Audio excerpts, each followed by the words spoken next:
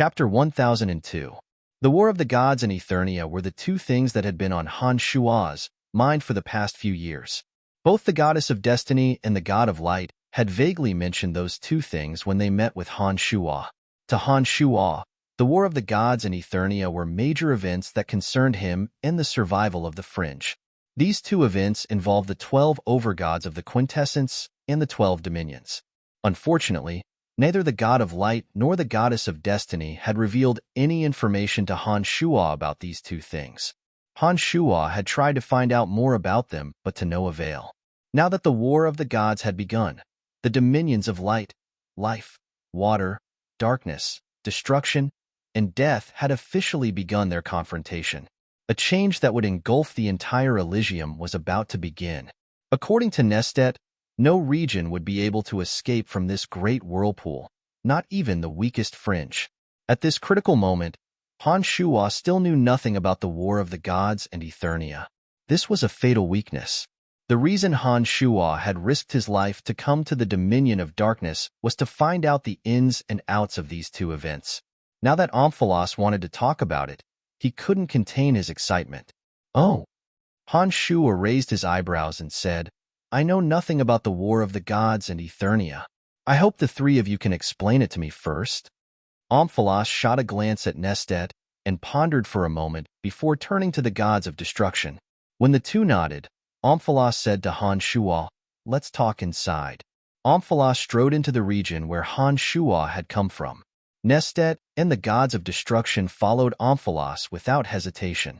Han Shua raised his head and saw an enormous palace piercing through the clouds in the place that was previously shrouded in boundless darkness. The palace was 10 times larger than the Pandemonium and looked like several mountains piled on top of each other. Han Shua felt a sense of reverence at first glance. Seeing that Omphalos and the two gods of destruction had turned into small dots shooting into the enormous palace, Han Shua hesitated for a moment before following suit. Han Shua gradually calmed down. Suddenly, he sensed that the enormous palace was like a terrifying whirlpool. Apart from the element of darkness that was 100 times denser than the Pandemonium, there were wisps of extremely weak, bizarre energy converging from all directions and slowly flowing into the enormous palace. With a thought, Han Shua carefully sensed for a moment, and immediately discovered that the strands of extremely weak energy were the power of faith of the Overgod of Darkness. The power of faith was endless, and there were hundreds of millions of strands flowing into him like tiny streams. Looking at Omphalos, Han Shua discovered that as soon as he entered the Shrine of Darkness, the millions of wisps of power of faith began to converge towards him. Han Shua squinted his eyes and suddenly discovered that the power of faith in the eyes of his two avatars had turned into colorful rays of light. The enormous Shrine of Darkness was like a gigantic monster that opened its bloody mouth to devour the power of faith of the believers of the Overgod of Darkness from all material planes. Some of those wisps were as thick as an arm, while others were thousands of times thinner than a hair. After sensing for a moment, Han Shua quickly discovered that the wisps of power of faith that were as thick as an arm contained a faint aura of a high god. As for the wisps of power of faith that were thousands of times thinner than a hair, they were so weak that Han Shua couldn't even detect them. After sensing for a moment, Han Shua immediately understood that the more powerful a being was and the more powerful their soul energy was, the thicker the amount of power of faith they contributed to the Overgod of Darkness. As for the wisps of power of faith that were thousands of times thinner than a hair, they came from the commoners of some low-level material planes. The majestic Shrine of Darkness pierced through the clouds. After Han Shua entered, he discovered that Omphalos, Nestet, and the gods of destruction Gerardo were already waiting for him at the center of the shrine. Behind the center of the shrine was a deep and boundless void. It seemed as though it led to another material plane. Colorful rays of light could be seen radiating from it.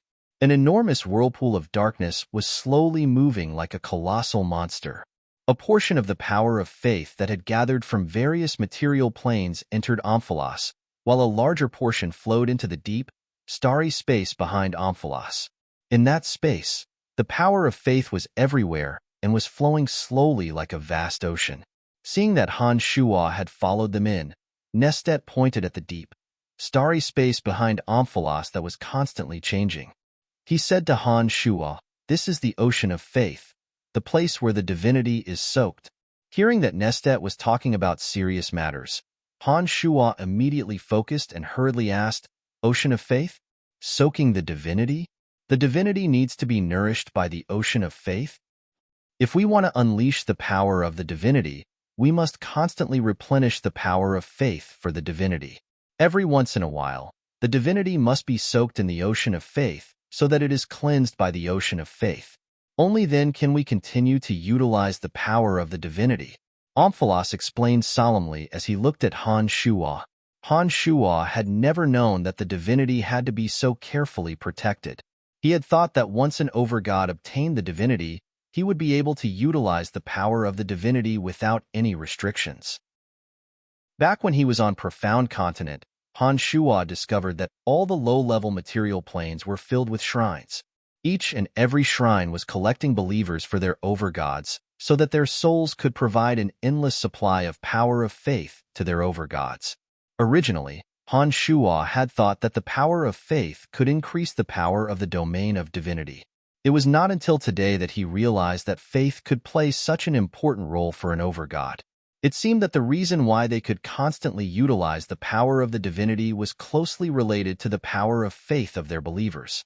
It was no wonder that even in low-level material planes, they would spare no effort in plundering the power of faith. What happens if the divinity is not replenished by faith, and if the divinity is not cleansed by the ocean of faith? Han Shuo asked straightforwardly after thinking for a moment. If that happens, we, whose divine souls have fused with the divinity, will die. To be precise, our divine souls will be obliterated by the divinity, but the divinity will still exist and wait for someone else to fuse with it, Amphalos explained solemnly with a sullen face. In other words, if all beings on material planes no longer believe in you, when the power of faith in the ocean of faith is exhausted, you will be abandoned by the divinity and replaced by someone else. Han Shuo was astonished. That's right. Amphalos nodded. After a moment of hesitation, he continued to explain. The divinity shard is a special treasure. Since it is a divine artifact that contains the divinity, once we run out of faith to maintain the divinity, it will immediately abandon us and choose the god who fused with the divinity shard. After obtaining the divinity shard, the gods who possess it can burn it to provide new power of faith. This is because the divinity shard is formed by fusing the power of faith with special substances. The new overgod only needs to obtain enough power of faith from living beings before the divinity shard is completely burned. That way, even if the divinity shard is completely burned, the divinity will be able to sustain itself with the support of an endless supply of power of faith. Can the overgods without the divinity shard obtain the divinity shard after their divine souls are obliterated? Han Shuo was taken aback and asked again. Yes. The one who answered was the gods of destruction Gerardo.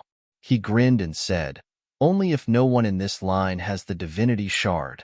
Only then will the divinity choose them. Once they fuse with the divinity, they will immediately need a huge amount of power of faith to maintain the divinity. If they don't have enough power of faith, their divine souls will be obliterated by the divinity. Generally speaking, this is not a big possibility. We will not allow pseudo-overgods who cultivate the same line to have the power of faith that can threaten us." After a moment of hesitation, Gerardo glanced at Nestet and said, "This is also why Nestet doesn't care about so-called powerful pseudo-overgods like Rog and Dagmar, and spares no effort to attack Han Hao, who has yet to enter the pseudo-overgod realm but has a divinity shard." Nestet wasn't angry at Gerardo for using him as an example. He nodded and said, "To us, a god with a divinity shard, even if he is only a lesser deity, is 100 times more threatening than a pseudo-overgod without a divinity shard." At this point, Nestet smiled lightly and looked deeply at Han Shuo. He said, "If it wasn't for Han Hao suddenly forming a new divinity shard, I wouldn't have given face even if it was the goddess of destiny. I would have definitely destroyed him." Han Shuo snorted when he heard Nestet mention the past. He said, It seems that gods with divinity shards can replace you as long as they can destroy the power of faith of your believers. Hee, I thought that you guys with divinity shards are immortal. There is no such thing as an undying being.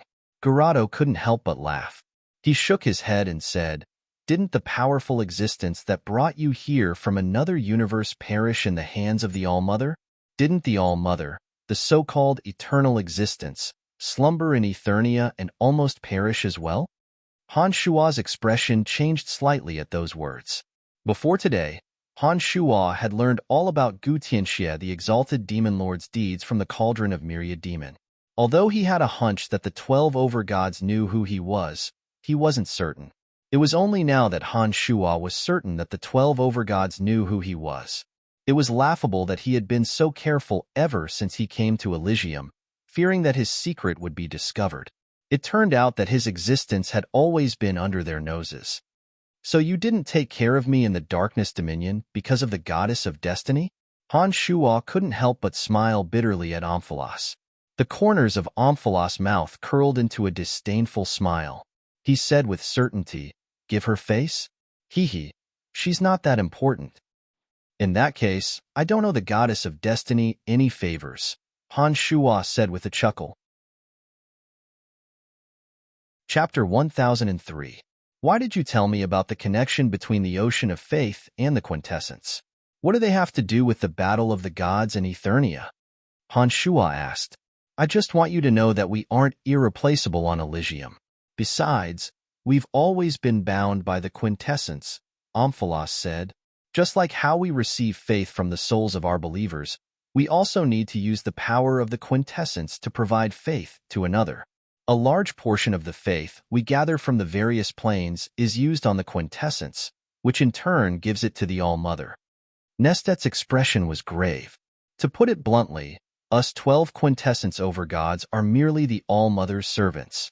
She uses us to control the faith of all living beings. If we can't provide enough faith for the Quintessence, we'll be replaced." Both Omphalos and Garado's expressions darkened. Han Shua's expression changed. So there was such a secret behind all this. It seemed that being a Quintessence overgod wasn't an easy job after all. The creator deities used the power of the 12 Quintessence to control the 12 overgods and use them to absorb faith from all living beings. While the 12 Quintessence overgods seemed to have a lot of power, they were all just making things easier for the creator deities. While they could maintain their transcendent status and use the power of the Quintessence, they had strict conditions. They couldn't take the initiative at all. "How dare you talk to me like that?" Han Shua said. "According to what you said, you'll never be able to escape the creator deity's control. Do you think you'll be able to survive if she learns of this?" "Things are different now." Garado smiled and took a deep breath. He stared at Han Shua and said, "Many, many years ago, an incredibly powerful being tore a rift between the two universes and arrived here.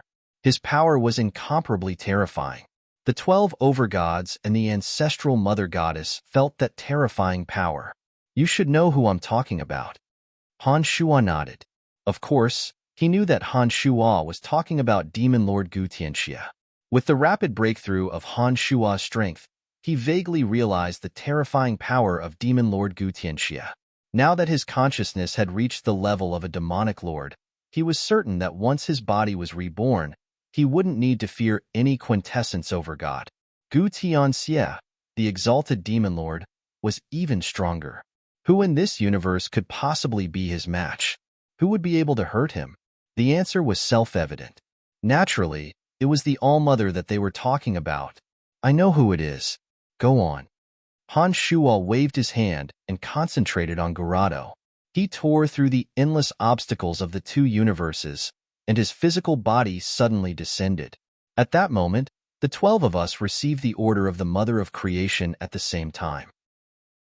We gathered around the Mother of Creation and immediately attacked that person who had yet to recover.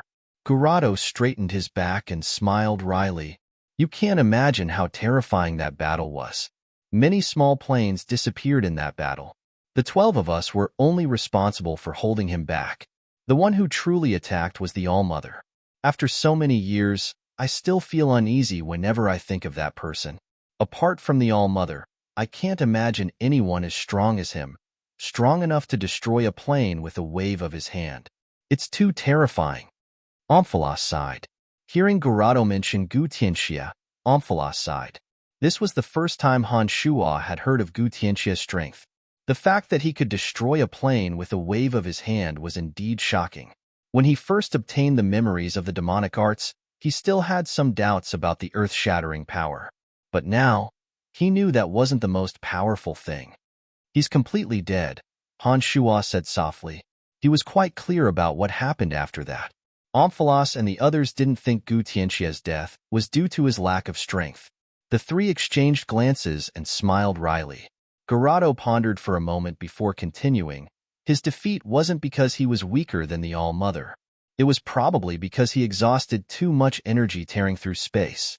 Otherwise, it would have been hard to say who would have won. Even so, the All-Mother was heavily injured. After a pause, Omphalos's expression turned cold. At that moment, the All-Mother suddenly attacked. Our quintessences lost control, and our souls and quintessences fell toward her. At that time, we clearly felt the power of faith and divine energy we had gathered over hundreds of millions of years surging toward her. At the same time, she was rapidly recovering. If that person hadn't used a divine artifact to launch a final attack before leaving, our souls and quintessences would have been taken away by her. At that time, we would have completely disappeared, and she would have recovered very quickly. Amon's face turned cold as he said, "It was only then that we suddenly realized that perhaps we were just cattle and sheep that could be slaughtered at any time. We have to thank that person. Otherwise, we would have never known who we were." Gerardo took a deep breath and said, "That person's final attack before he left caused her to suffer even more injuries. At that time, we who should have firmly stood on her side began to hesitate. She understood the situation better than anyone else. She seemed to know that we had thoughts of betrayal, so she immediately used her remaining power to enter the castle in the sky. Before she closed the castle in the sky, she once said that all the power in our bodies was bestowed upon us by her.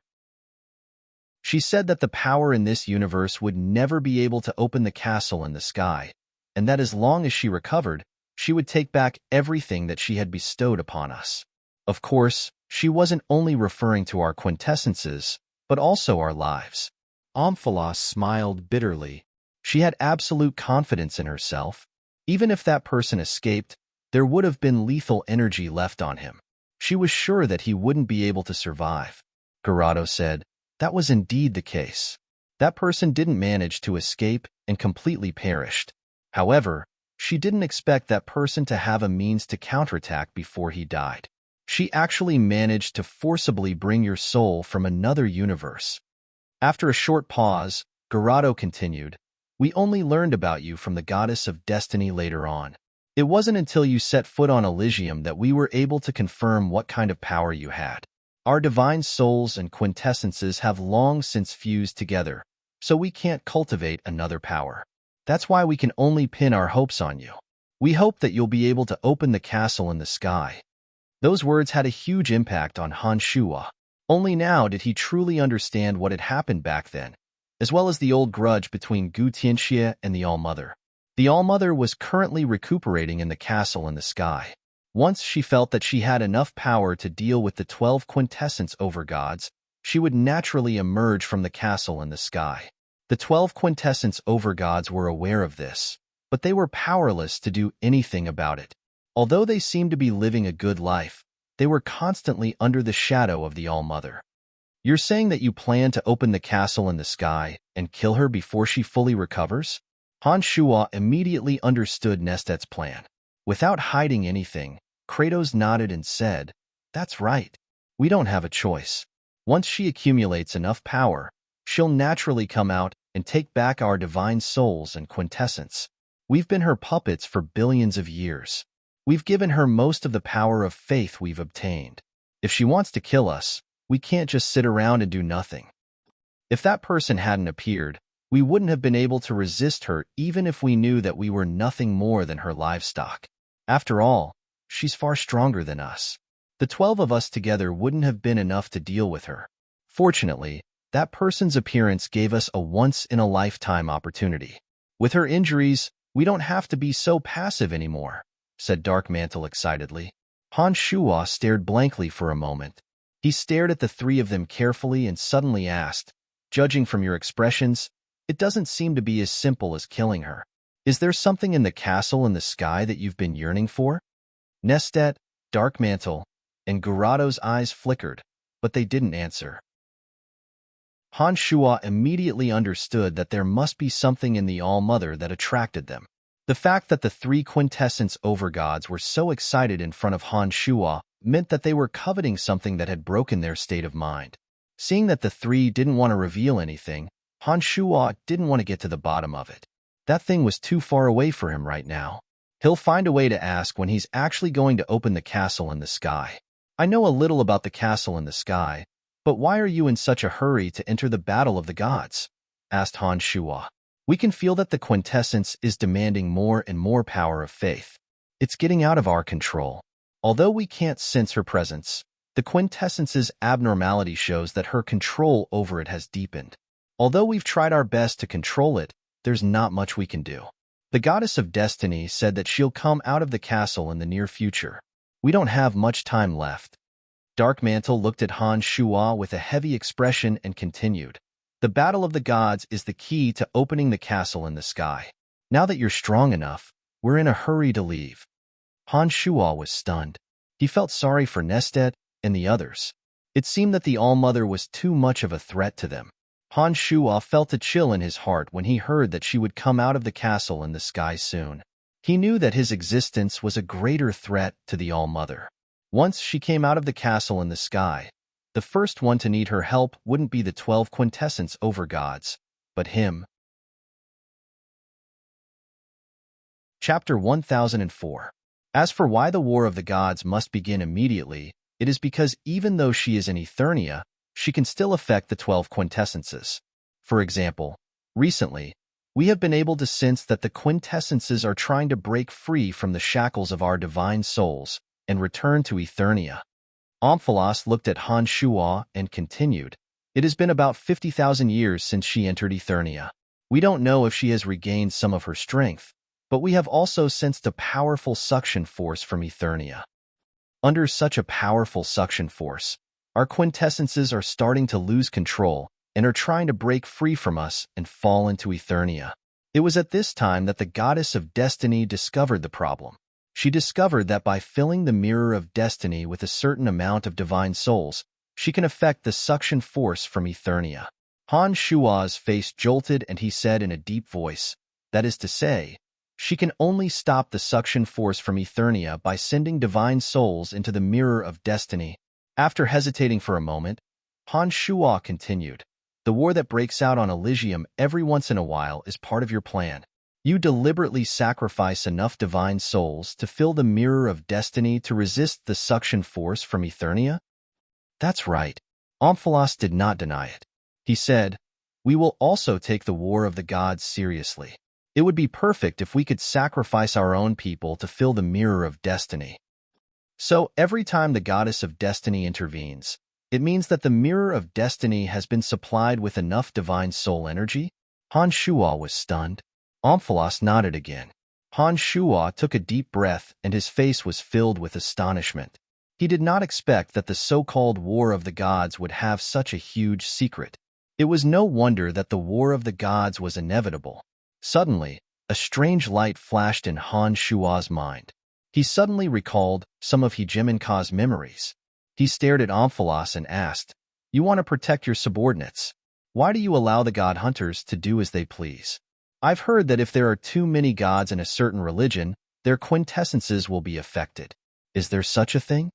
Omphalos was also slightly surprised and said, you actually know about this? Nodding his head, Omphalos said, there is indeed such a thing, but it is somewhat different from what you know. In addition to the replenishment of the power of faith and the cleansing of the sea of faith, the godhood also needs the continuous death of gods of the same system. Their deaths are also the foundation to maintain the godhood. Han Shuo was stunned when he heard this. According to what Omphalos had said, the quintessence was a little too miraculous. It was as if all the gods who cultivated in the same energy were just food for the quintessence. The quintessence seemed to be using their lives as food. It needed to constantly replenish itself, but it couldn't eat too much at once. At this point, Han Shuo had more or less understood some of the secrets about the battle of the gods, Eternia, Gu Tianxia the exalted demon lord, and the creator deities. However, Han Shuo still didn't know why Nestet, Gerardo, and Amphalos had invited him here. All right, now can we talk about what you have invited me here to cooperate with? Han Shuo had completely understood. He took a deep breath and saw that his unusually excited state of mind was slowly calming down. Only then did he open his mouth to ask. Nestet and the other two, who had been patiently telling Han Shuo about the battle of the gods and Eternia, suddenly fell into a collective silence after Han Shuo asked this question. Huh, what's wrong? Han Shuo was a little puzzled. That's not it. Nestet smiled and glanced at Amphalos and Gerardo. He asked, do you think he's qualified to be on our side? Amphalos and Gerardo carefully sized up Han Shuo. After hesitating for a while, they nodded indifferently. That's good. Nestet said, we hope that you'll be on our side during the battle of the gods and try to minimize our losses. Also, when we're in Eternia, we hope that you'll work together with the three of us to advance and retreat together. What do I get in return? Han Shuo hesitated for a moment before asking. Originally, according to the agreement, once Eternia is broken, you'll lose your value and we'll get rid of you first. After all, that person's power is too terrifying, and you'll be a great threat in the future. Nestet said solemnly, however, if you agree to advance and retreat together with us, once Eternia is broken, we'll do our best to protect you. As for the future, we'll come to a conclusion after the matter with Eternia is over. Han Shuo knew that once he opened Eternia, he would lose his value. It was only natural that the 12 quintessence overgods would abandon him. Gu Tianxia the demon lord was too much of a deterrent to them. Even if the 12 of them worked together to destroy the creator deities, Han Shuo's existence was still the biggest threat. It was only natural that they wouldn't allow him to live. You mean that after Eternia is broken, when others plan to attack me, you'll help me deal with them and protect me from being killed? And when the matter with Eternia is over, we'll go our separate ways? Han Shuo asked with a strange expression. That's right. Nestet nodded. What's in Eternia? Han Shuo snorted coldly. The three's expressions changed slightly. Nestet pondered for a moment, then said in a low voice, something that can become the new creator deities. This is just the goddess of destiny's guess. We don't know if it's true or not. But whether it's true or not, we'll fight for it with all our might. Something that can become the new creator deities. Han Shuo was shocked. The 12 quintessence overgods were ambitious. As expected, they didn't just want to rebel for the control of the creator deities. It seemed that the thing that could become the new creator deities was their real goal. A series of thoughts flashed through Han Shuo's mind. Han Shuo's eyes shone brightly as he carefully considered the three's proposal. After a while, Han Shuo said, once I open Eternia, I'll be killed immediately. What does the goddess of destiny think about this? Gerardo had a strange expression on his face, and his lips curled into a strange smile. What does she think? Hee, this idea was put forward by her in the first place. Han Shuo's heart sank. After a while, he nodded and said, all right, I'll cooperate with you as well. Han Shuo didn't expect this idea to be put forward by the goddess of destiny. He observed Nestet, Darkmantle, and Gerardo. From the strange expressions on their faces and the calmness of their auras, he suddenly felt that they were speaking the truth. He didn't expect that the goddess of destiny, whom he had a good impression of, would be the one who put forward this idea. Han Shuo suddenly realized that the goddess of destiny was the most uncertain factor among the 12 quintessence overgods, and he had always thought that the goddess of destiny could help him the most. Hee, you agreed so easily? Gerardo asked with a smile. I'm not even a match for one Amphalos, and now all 12 overgods are ganging up on me. Hee, no matter how many lives I have, it's not going to be enough. Han Shuo shrugged and smiled bitterly. He knew that once the matter in Eternia was over, No matter who obtained the treasure that could lead to the new creator deities, they would be the first to kill him. This was something that no one could change. But as long as he could avoid being targeted by the 12 overgods at the very beginning, who knew what would happen after he entered Eternia? If that's the case, then let's discuss the details. Omphalos nodded. Inside the Shrine of Darkness, Han Shua and the 3 overgods of death, destruction, and darkness discussed the details of their cooperation, including how the Fringe would participate in the War of the Gods, and how they would deal with the other gods in Eternia. At the same time. At the center of the Shrine of Destiny in the Destiny Dominion, the goddess of destiny stood in front of a mirror that had the sun, moon, and stars in it. She shot out a beam of dazzling white light from her palm into the center of the mirror. After the white light in the goddess of destiny's hand fell into the mirror suddenly changed. The stars in it exploded in an instant, turning into cosmic dust or flying meteors. The cosmic dust slowly gathered and gradually formed new planes. Various types of energy flowed in, and some light from the depths of the universe fell on those planes, giving birth to life. The destruction and reassembly of a universe, the birth and death of a plane, the birth and death of a life, and many other scenes appeared on the mirror. Suddenly, like the scene in the mirror, strands of white lines visible to the naked eye connected to all the living beings on the plane, resonating with their souls. She fiddled with one of the white lines, and with a flash of light, an unfamiliar life appeared. His birth, aging, sickness, and death, as well as the scenes he had experienced and was about to experience, all played out at a speed visible to the naked eye. Nothing could escape the goddess of destiny's observation. It was a beautiful work of art. The goddess of destiny twined a few thin lines together with her slender hands and gently pulled. The thin lines broke, and the life wrapped around them suddenly died. A ball of white light burst out of the goddess of destiny's hand and covered all the thin lines. Suddenly, all the thin lines disappeared, and a blurry scene appeared in the center of the mirror. In the center of the mirror was the Shrine of Darkness. In a huge stone room with a deep starry sky and a dark whirlpool, Nestet, Omphalos, Garado, and Han Shua were concentrating on a discussion.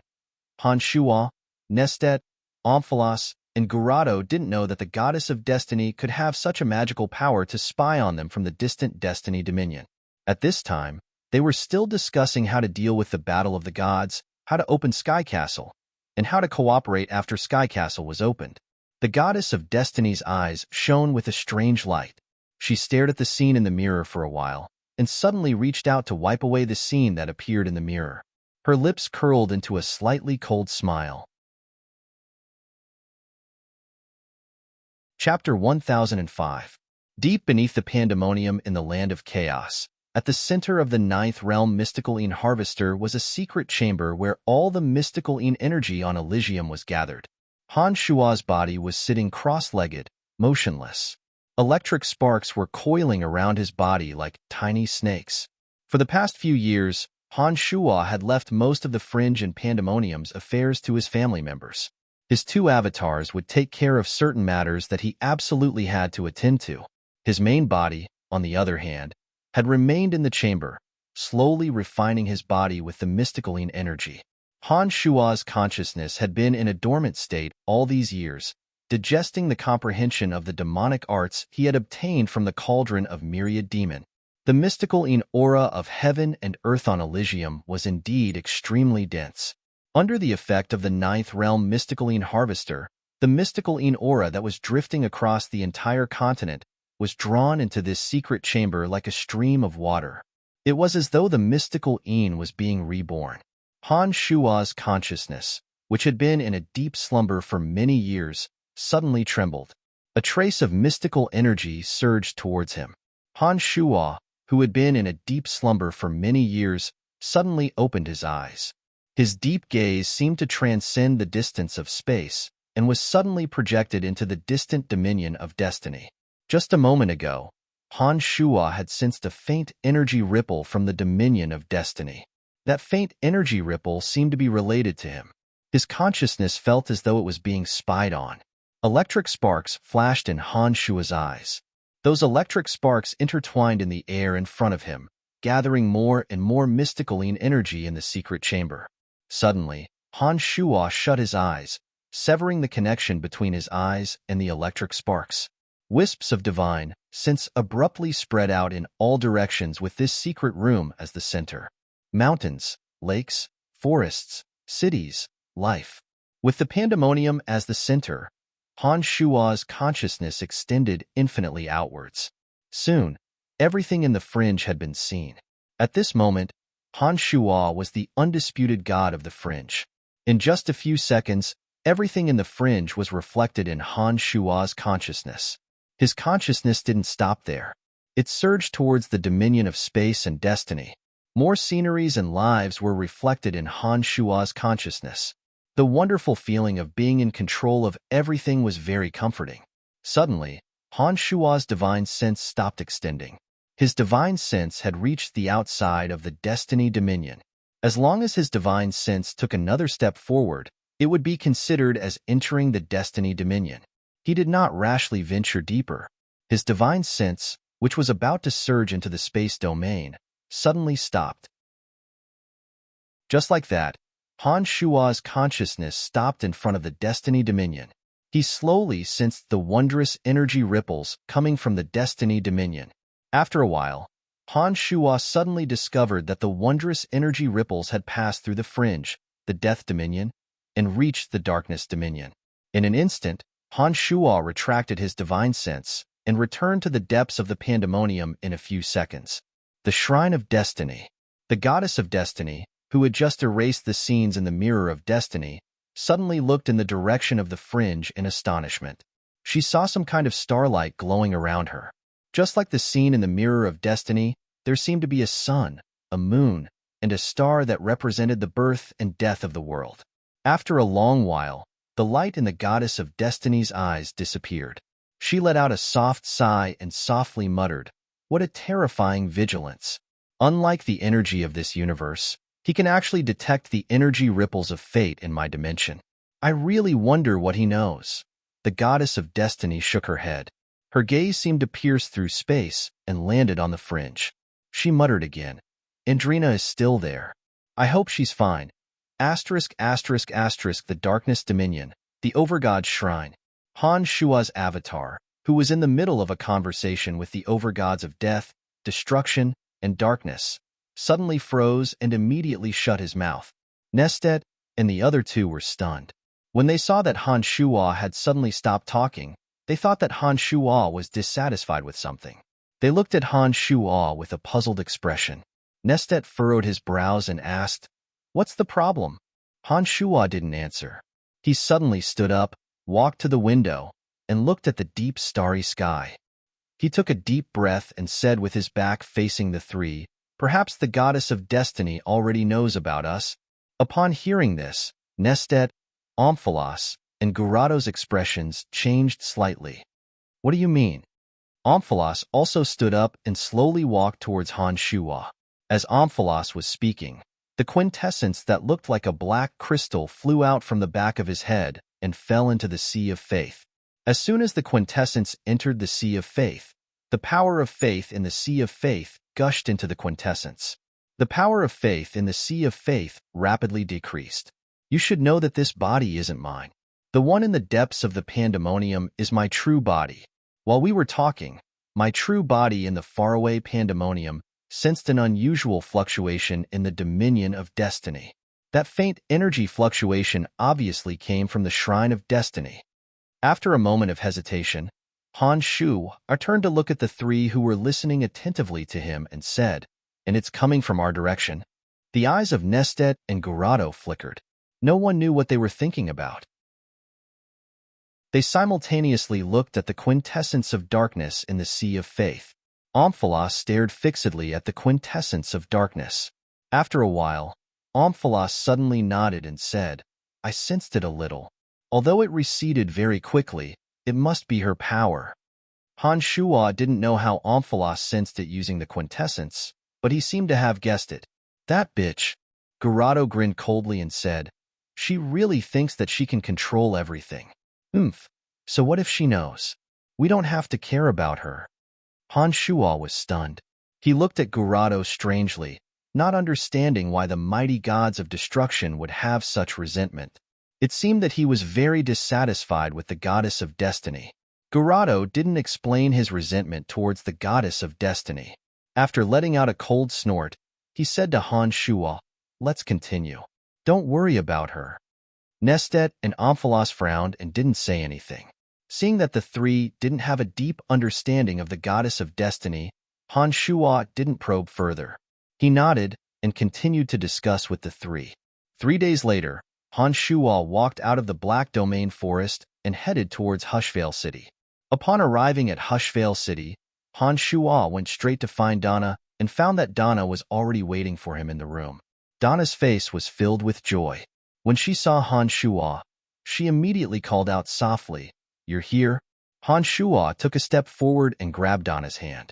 After sitting down, he smiled and said, "How is it? Did your father agree to let you leave with me?" "That's right. Ever since my father learned that you were invited here by the overgods of death, darkness, and destruction, he didn't try to stop me from returning to the land of chaos with you.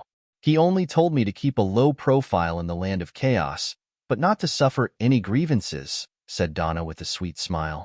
"What are you talking about? What grievances can you suffer?" Han Shuo smiled and pulled Donna towards the exit. He said, "Since your father has nothing to say, let's go." You've reached an agreement with the three gods?" When Donna recalled that Han Shuo had communicated with the quintessence of darkness, death, and destruction, she was at a loss of what to do. She felt rather inferior and wondered what she could do to help Han Shuo in the future. Back when Han Shuo had just arrived on Elysium, Donna was able to help Han Shuo with her strength. But now, Han Shuo was like a lofty mountain that everyone revered. In her eyes, Han Shuo was getting further and further away from her. She didn't know what she should do. Other than that, she was also worried that Phoebe, Emily, and Fanny would target her. After all, the Han family and the House of Lavers used to have a grudge against each other. Before going to the Fringe, Donna had been looking forward to it all day long. But now that she was going to the Fringe, Donna was even more nervous. "Let's not return to the Fringe for now. Let's go somewhere else," said Han Shuo after leaving Hushvale City. "Where are we going?" asked Donna in astonishment. "The Dominion of Wind," replied Han Shuo. *****, the Dominion of Wind, the Valley of Howling Winds. Fierce winds howled within the valley. The wind in the valley between the two mountain peaks was so strong that it was terrifying. Even huge rocks were lifted into the sky. At a glance, the wind howled and sand and stones flew in the valley, giving people a strong shock. The Valley of Howling Winds was the headquarters of the God Hunters in the Dominion of Wind. Not many people knew about it. Ever since Miller left and never returned, the God Hunters in the Valley of Howling Winds had been divided into several factions. Without Miller as their hegemon, they were all vying for the position of hegemon. I heard that the hegemon died in the Fringe. Lately, a guy called Han Hao has been consolidating the God Hunter factions. He has taken in God Hunters from the dominions of Earth, Water, and Fire. I heard that he has already moved to the Dominion of Wind, said a few people in a gloomy tone as the wind blew sand and pebbles in the valley. The God Hunter Alliance has its own rules. No hegemon should interfere with each other's business. I heard that Han Hao has a hegemon who controls the Dominion of Death. What right does he have to meddle in the affairs of other dominions? If he really dares to come to our Dominion of Wind and fight for the leadership of our Dominion of Wind, I, Naga, will be the first to not let him off. A thin, yellow-faced, middle-aged man snorted coldly. It is said that Han Hao is extremely powerful. The God Hunters from the dominions of Earth, Water, and Fire are no match for him at all. Anyone who dares to resist him is killed by him. I'm afraid that even we are no match for him, said one of them with a worried face. Gather all our forces in the Valley of Howling Winds. Let's put aside our prejudices for now and get rid of this outsider first. Even if the Dominion of Wind wants to choose a hegemon, it can only be us who cultivate in the element of wind. He won't get the chance, shouted Naga. When he said that, the others nodded with sullen expressions, agreeing with what he said. Chapter 1006. Suddenly, a figure descended into the Valley of Winds and released a sinister energy. The god hunters from Tanai's dominion of wind turned pale with fright. The next moment, whooshing sounds could be heard from outside the Valley of Winds. Many figures swarmed into Tanai. Amidst the flying sand and pebbles, the little skull Han Hao coldly appeared. He swept his sinister eyes across the crowd and said, "So, you are the god hunter leaders of the Dominion of Wind?" A gigantic bone throne appeared in midair. Han Hao, who was looking down from above, unleashed a terrifying energy. Suddenly, the howling winds in the valley seemed to have encountered a powerful resistance. The mountain winds that had never stopped for many years gradually stopped. The god hunter hegemons who were just discussing how to deal with Han Hao looked at Han Shuo in astonishment. Naga took a deep breath and asked in a deep voice, "You are Han Hao?" Han Hao nodded slightly, looked down at Naga, and said, "You said that if I were to come here, I would be the first person you would kill?" Naga felt a chill in his heart. He did not dare to raise his head to look at Han Hao's sinister eyes. After stammering for a moment, he braced himself and said, "However, the hegemons of the Dominion of Wind can only be us who cultivate in the energy of wind. Outsiders are not allowed to interfere." Naga sensed terrifying energy undulations coming from Han Hao. He was not confident at all. Han Hao, who was sitting on his bone throne, suddenly attacked. A bone spear descended from the sky and pierced towards Naga like a phantom. Without giving Naga any chance to resist, the bone spear pierced through Naga and devoured all of his life force. With a wave of his hand, the most arrogant Naga was killed. An odd glint flashed across Han Hao's eyes. The bone spear abruptly disappeared into the center of his bone throne. Those god hunters who had previously said that they would put aside their prejudices and fight Han Hao together were all dumbfounded. They looked at Han Hao in fear and did not know what to do for a moment. "I didn't come here to become your commander." Han Hao glanced at these people who were silent like cicadas in the winter and said, "However, I will appoint a new commander for all of you. From today onwards, all hegemons in the Wind Dominion will listen to my commands." As soon as he finished speaking, Han Hao casually pointed at a person and said, "You're the new commander." After a short pause, Han Hao said, "Any other questions?" Silence. No one spoke. Han Hao nodded, looked at the god hunter he had pointed out, and said, "I will give you 1 month to reorganize all the god hunters in the Dominion of Wind. I will stay here for a month. If you encounter any resistance, you can report to me. I will kill anyone who dares to disobey." Silence. Silence again. "Get to work," Han Hao said impatiently after waving his hand. None of the so-called god hunter leaders in the Valley of Wind Howl dared to object. They left after being reprimanded by Han Hao. When they saw the sudden influx of god hunters in the Valley of Wind Howl, they felt even more terrified. "Polo, keep an eye on him," ordered Han Hao coldly as he glanced at Polo, who was not far away from him. "I will."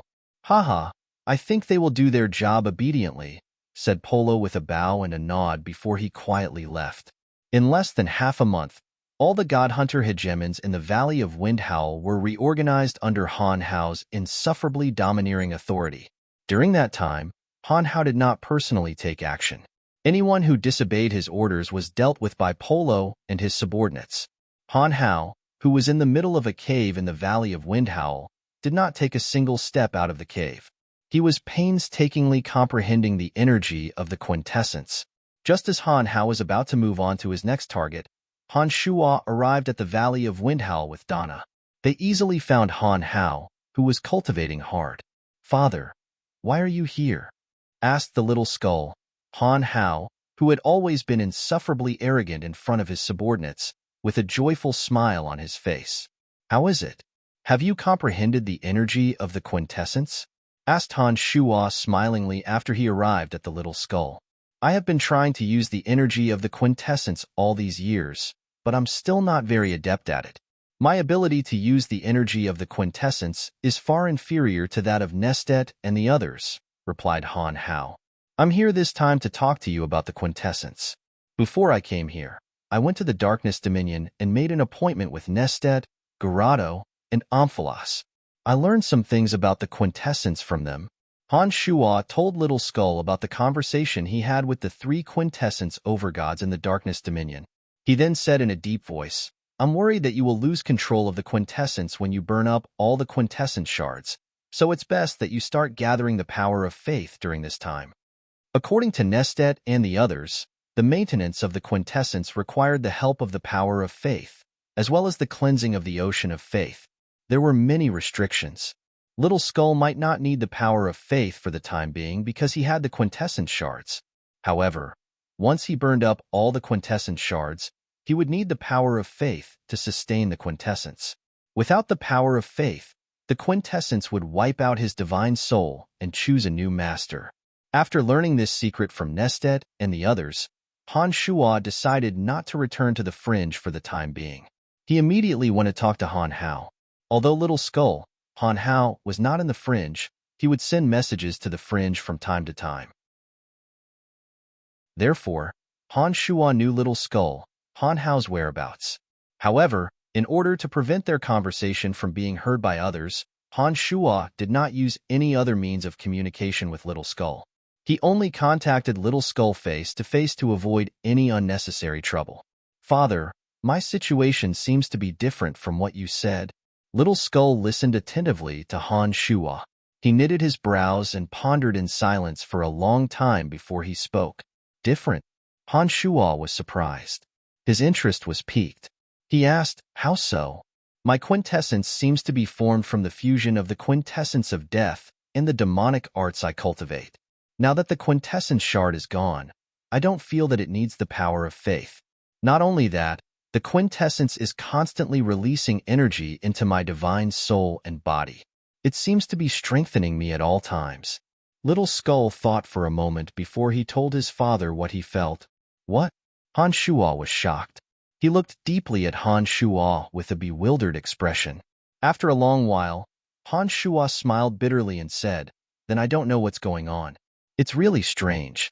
Could it be that your quintessence is different from Nestet's and doesn't need the power of faith to support it?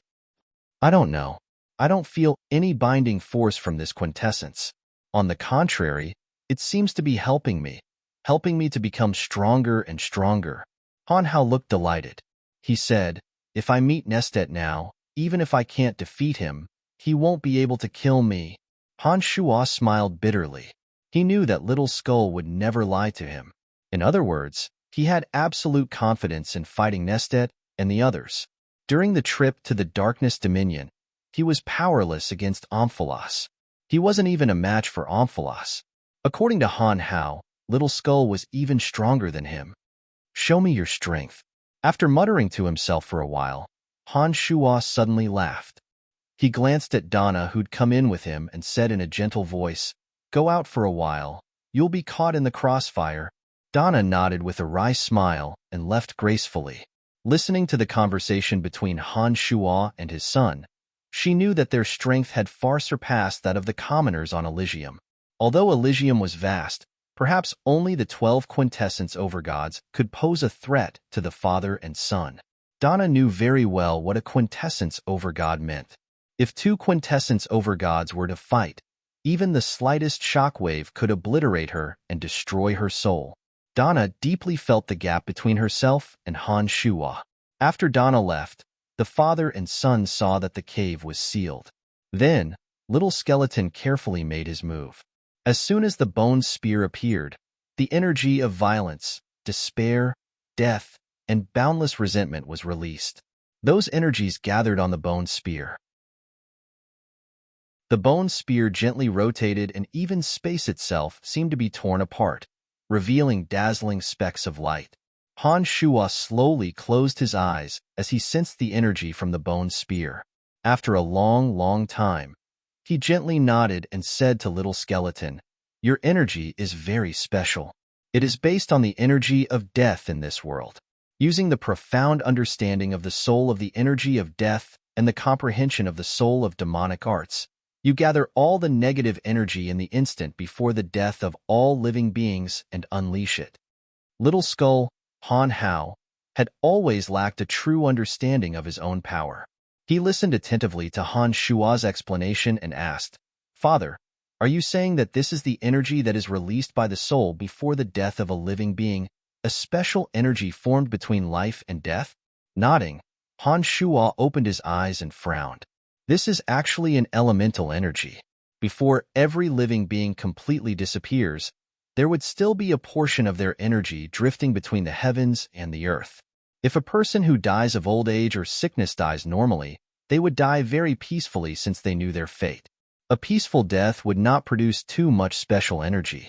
However, this energy of yours is a little extreme. It is the energy of the heavens and the earth produced by those who die abnormally. Those who die abnormally would be filled with fear, hatred, despair, violence, slaughter, and madness.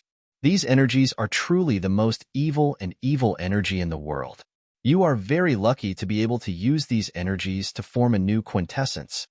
After hesitating for a moment, Han Shuo put on a bitter smile and said, "You're the only one who can make use of this energy to form a quintessence.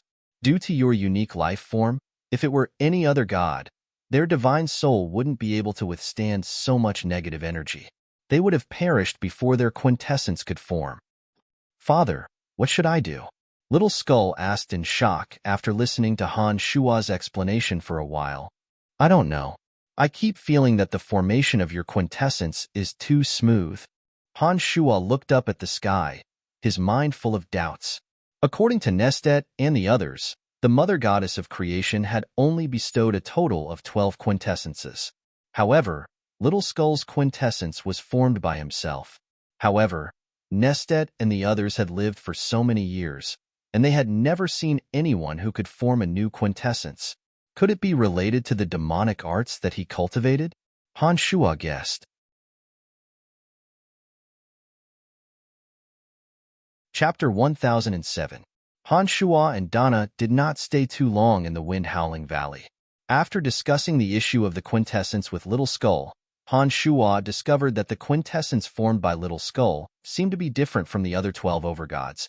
He stopped giving Little Skull too much advice and let him experience the power of the quintessence on his own. Han Shuo's avatar did not immediately return to the fringe with Dana. Instead, he accompanied Dana on a leisurely sightseeing tour, leaving Dana to make arrangements for the time being. At present, Han Shuo's avatar had nothing to worry about other than the fact that his energy could not be completely fused. Without finding a way to fuse the energy of the 13 elements, Han Shuo would not be able to advance any further. Therefore, with his main body still in the pandemonium, Tanai was able to advance by leaps and bounds while this avatar stayed to accompany Dana. Although Han Shuo could not be overly intimate with Dana due to his special body, Dana felt that she was still very happy to have him by her side. Being able to hold Han Shuo's hand and stroll through the beautiful scenery filled Dana with more satisfaction than anything else. Having been on Elysium for so many years, Han Shuo's activities were limited to the dominions of darkness, death, and space, as well as the fringe. Han Shuo had never been to most of the 12 dominions on Elysium. Although he knew the general situation of Elysium through some sources, he did not know the specifics. Now that there was plenty of time, even if the war on Elysium officially began, it would not be as intense as before. Only the dominions of death, destruction, darkness, life, light, and water had yet to participate in the war. Even for the 6 dominions that participated in the war was not as intense as it seemed. The Battle of the Gods was not over yet, so it was too early to talk about the opening of the Sky Castle. Moreover, even if the Battle of the Gods was over, it was almost impossible for Han Shuo to break through the Sky Castle if his physical strength had not broken through to the Demon Lord realm. Therefore, he still had to wait for a while. Now that Han Shuo was in the mood to travel around the 12 divine dominions, he put down his heavy burden and accompanied Dana to wander around many places. He was very satisfied. Meanwhile, far away in the pandemonium in the land of chaos, Han Shuo continued to temper his fleshly body. He was borrowing the energy gathered by the 9th realm mysticaline harvester in an attempt to undergo a complete transformation. In a quiet courtyard in the pandemonium, Rose, who had long silver hair that cascaded down like a waterfall, sat quietly on a stone bench. She looked at the small, flowing water in front of her and the vibrant plants that filled the pavilion with a lonely expression. The quiet Rose exuded a coldness that kept people at arm's length. Suddenly, someone stepped into the quiet courtyard and broke Rose's peace. Rose, who was focused on the small bridge and the flowing water in front of her, glanced at Romont, who walked over casually. She looked at his special body formed by absorbing rare metals and furrowed her brows. She asked, "Romont, what are you doing here? Your body seems to have changed again." Romont laughed and said, "I went to look for Han Jin a while ago. Andrina happened to be there as well. I wanted to ask the two of them about my recent abnormalities. I didn't expect that Han Jin and Andrina would join hands and beat me up, but my body feels really good after getting beaten up. My body's toughness has reached a whole new level. I really want them to beat me up every day." Rose was astounded. She stared blankly for a while before she recalled that both Han Jin and Andrina had special powers in their bodies. Romont's body would definitely benefit greatly if he could add some of the metal properties that Han Jin and Andrina had. "Romont, your current realm is a little strange. Do you know what realm your strength is at?" Rose asked after thinking for a while. "I don't know how to divide my current realm, but I met Salus a while ago. I tried to sneak attack Salus. After I was discovered, Salus didn't know it was me.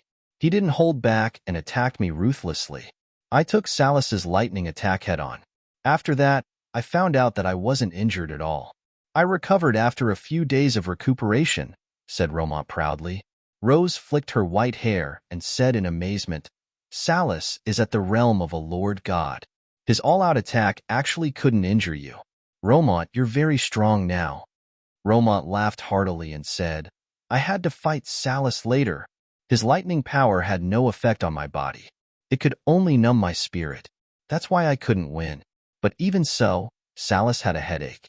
I really don't know why Brian is so powerful. He only changed my body slightly and I experienced such a huge change."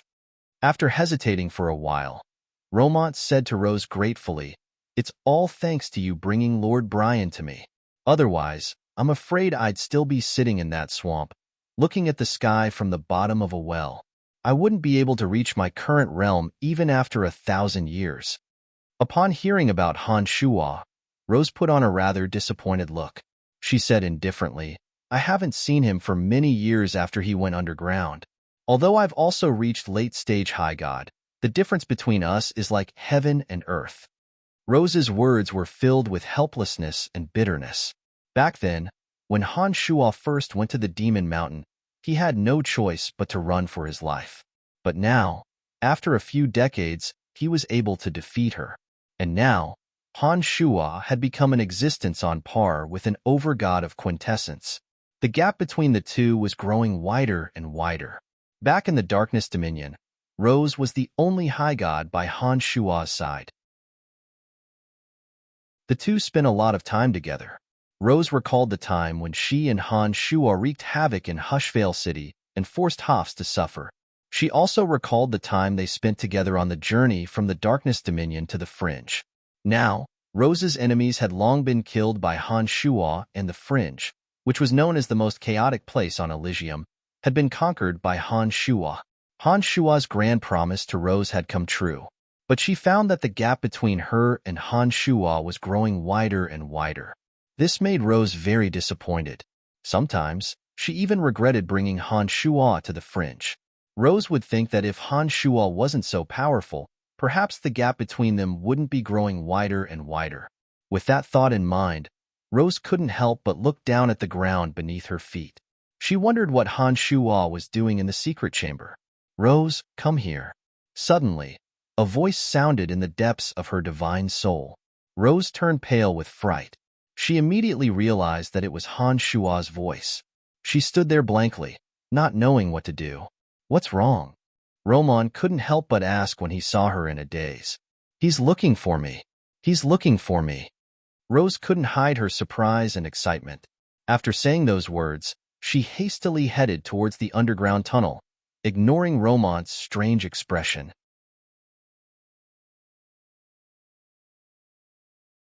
Chapter 1008. Rose's excitement was undisguised. She did not expect that she would behave so differently from her usual nonchalant self. Romont looked on in astonishment as she hurried away. It took him a while to react. He looked down at the tunnel leading to the pandemonium and mumbled to himself, "I'm afraid Tanai is the only one who can use his divine sense to communicate directly." Romont had been in the pandemonium for quite some time now. He knew how powerful Han Shuo was. Ever since Han Shuo killed Jar in one fell swoop more than a decade ago, everyone in the pandemonium had realized just how powerful Han Shuo was. For example, the 5 elite zombies, Sanguiner, and other core members of the Han family. Han Shuo had always used his divine sense to communicate with them. Romont had more or less heard about this. When he saw that Rose was talking to herself excitedly, he guessed that Han Shuo must have used his divine sense to communicate with her. Rose's surprised expression gave him more ideas in his mind. "Come with me to the center of the underground palace." Just as Romont's imagination was running wild, a piece of consciousness suddenly flashed directly in his divine soul. He was taken aback and subconsciously turned his head to look around. When he found that there was no one around, he suddenly understood. What's the matter? Romont was not used to communicating with others in such a way. It took him a while to figure out how to communicate with his divine sense. "We're talking about the battle of the gods," Han Shuo replied. Romont asked no more questions and followed behind Rose into the underground tunnel. He was secretly amazed as he did not know how Han Shuo could directly enter his divine soul to send messages. Suddenly, Romont felt a chill in his heart as he thought of another possibility. Since he could directly transmit a message to his divine soul, if he used this kind of power to attack his divine soul, wouldn't he be unknowingly attacked? With that thought in mind, Romont felt a little fearful as he approached the underground palace. He suddenly realized that even if Han Shuo didn't face him head-on, he could destroy his divine soul in an instant with a direct attack on his divine soul. Such an attack was too horrifying. It meant that as long as Han Shuo wanted to kill someone, no one within range of his senses would be able to escape. Unless, of course, he could stop Han Shuo's formless soul energy from attacking him. Romont knew that he didn't have the strength to do so, and he didn't think that Tanai and many others could do it. In fact, this was indeed the case. Over the years, as Han Shuo's consciousness had improved by leaps and bounds, his consciousness had once again gained a miraculous power in the Demon Lord realm. Now, with Han Shuo's consciousness, the entire fringe would be reflected in his consciousness. Using the power of his consciousness, Han Shuo could deal a fatal blow to any living being that he could sense. As long as his consciousness was in range, no one would be able to escape from his attack. In other words, if Han Shuo wanted someone dead in the fringe, he wouldn't even need to leave the fringe.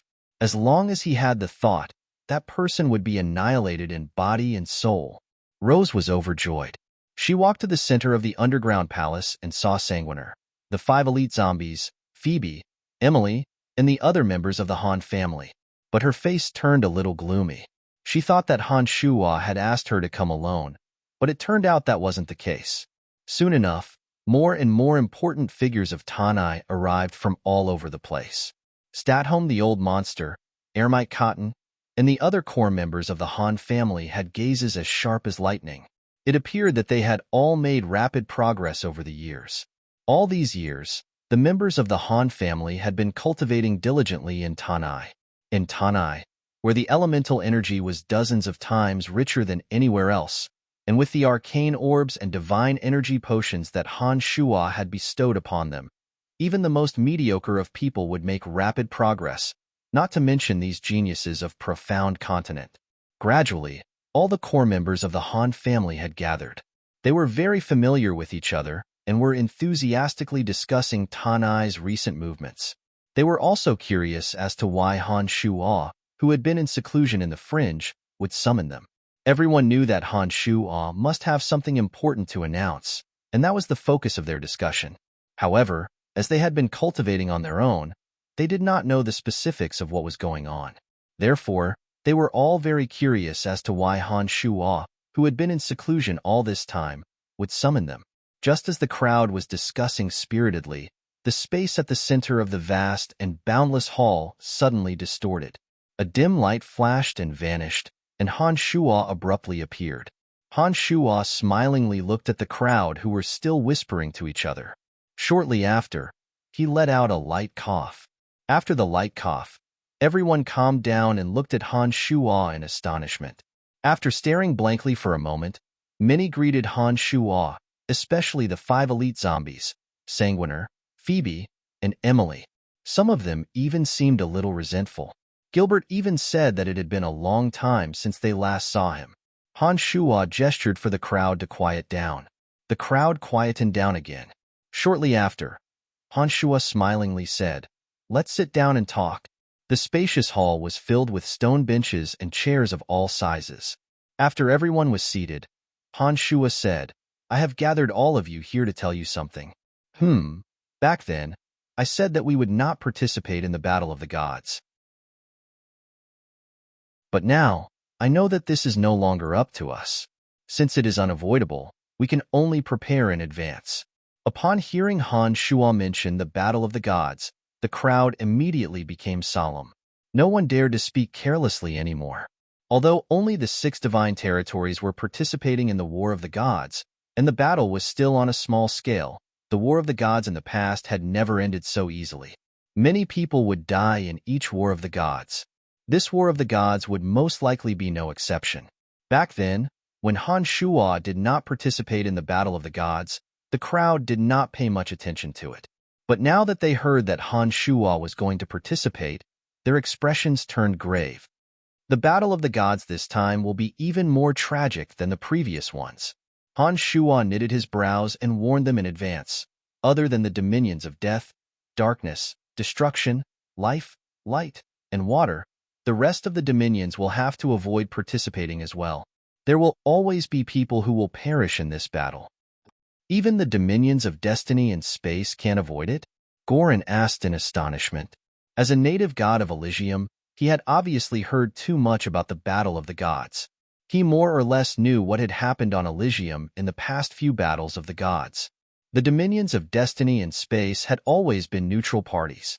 There was one time when the dominions of space had secretly made some moves, but the dominions of destiny had never participated in the Battle of the Gods. Instead, they had acted as mediators. Han Shuo nodded and said, "That's right. No one will be able to escape. This Battle of the Gods will be more tragic than any of the previous battles of the gods."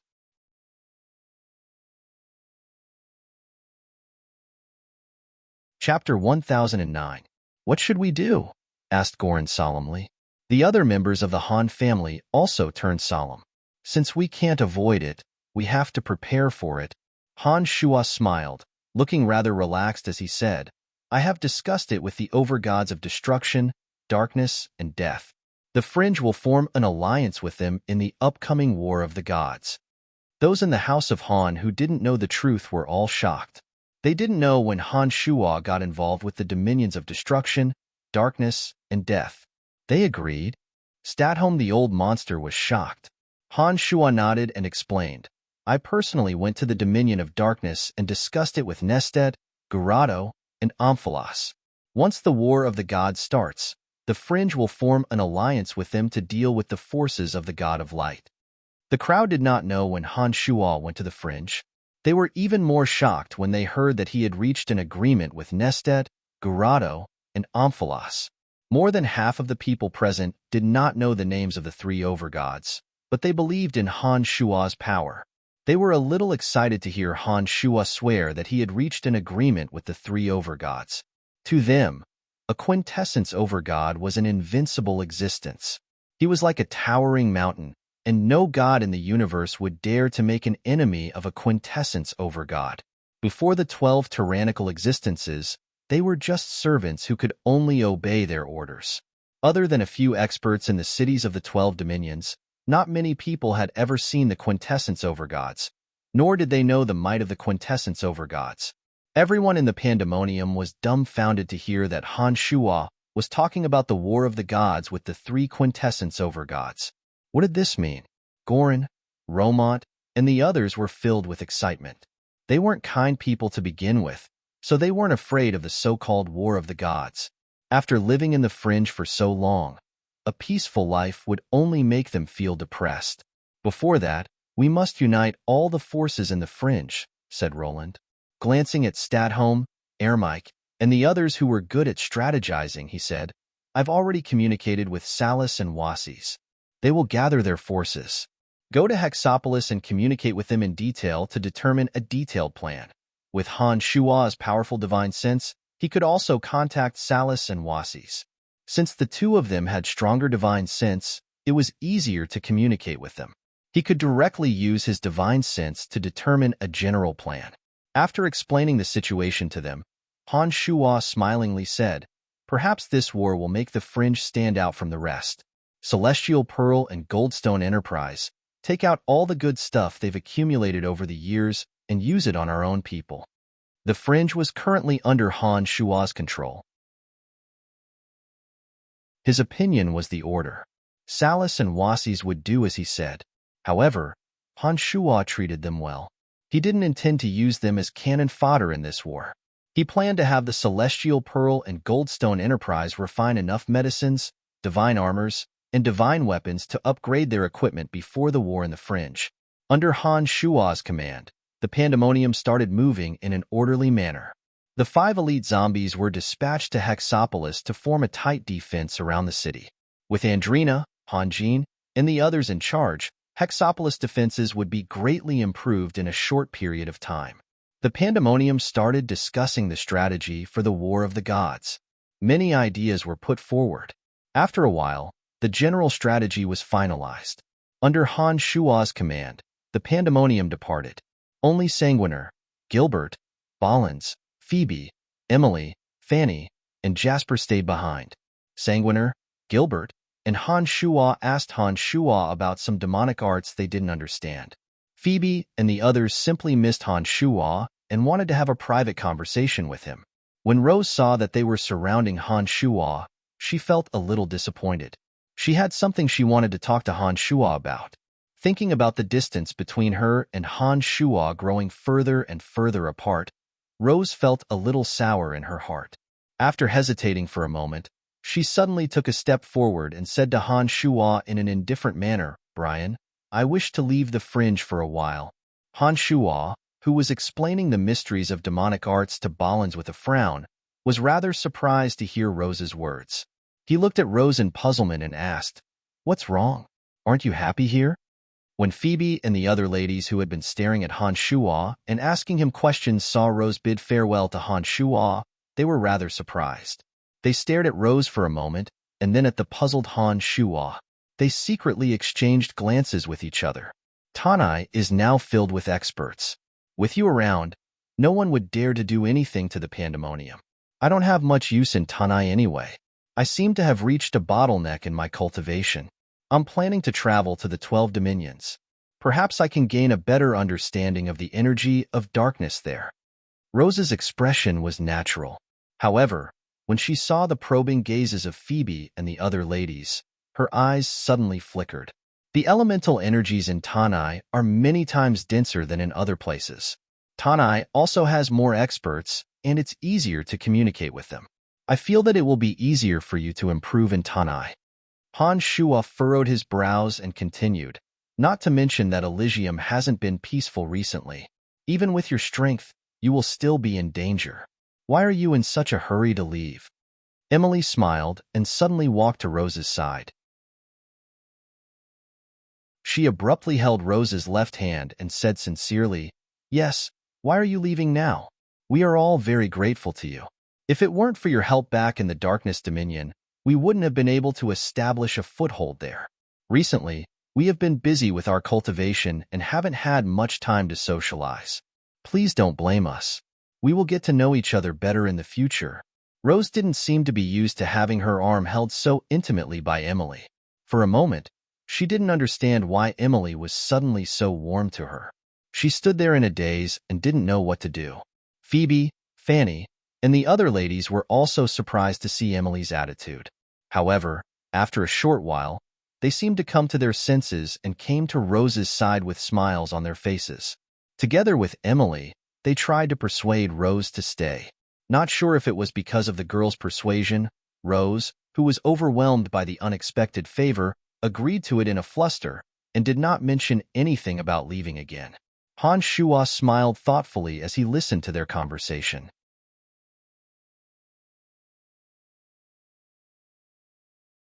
Chapter 10:10. It had to be said that Emily was one of the most considerate women in the world. She had spared no effort to maintain the harmony of the Han family and had helped Han Shua eliminate any hidden dangers. Over the years, Phoebe had presided over the Celestial Pearl Pharmacy and had made the Celestial Pearl's influence on the entire continent grow. Emily, on the other hand, had been meticulously managing the internal affairs of the Han family. She would promptly nip off any signs of trouble or take responsibility for resolving any problems. Emily had indeed played a significant role in allowing Han Shua to hide in the valley and meditate in peace. This time, Emily seemed to have noticed Rose's abnormality at a glance. Before Han Shua could fret, she calmed Rose down so that she would not affect Han Shua's cultivation. Under Emily's persuasion and the amiable smiles of Phoebe and the other ladies, Rose was somewhat overwhelmed by the favor. She agreed to Emily's suggestion and gave up on the idea of leaving Tanai. Why would she want to leave? Not only did Tanai have an abundant supply of the element of darkness, it also had the enormous resources of the Han family. She could hide here and cultivate in peace. Other than that, Tanai also had someone she couldn't bear to part with. If it wasn't for the fact that she was depressed, she definitely wouldn't have left. All along, Emily, Phoebe, and the other ladies had maintained a certain distance from Tanai's other women. They did not deliberately alienate them, nor did they sincerely befriend them. From Rose's point of view, Phoebe, Emily, Fanny, and the other ladies who had come over from Profound Continent with Han Shua were the ones that Han Shua cared about the most. This little group was obviously xenophobic. Rose had never seen Emily, Phoebe, or the others actively communicate with her during her time in Tanai. This further reinforced Rose's understanding that they wouldn't take her seriously no matter what. Back in the Darkness Dominion, as Rose's strength far surpassed that of Emily and the others, she didn't take the matter to heart. She felt that she would be more useful to Han Shua than the others. However, ever since they came to the Fringe, with the help of the enormous resources of the Han family, Han Shua's arcane orbs, and divine potions, Phoebe and Emily had rapidly improved and caught up to Rose. Not only that, Emily and Fanny, who had obtained the arcane orbs refined from Acer and Logue's divine souls from Han Shua, had improved far faster than Rose had imagined.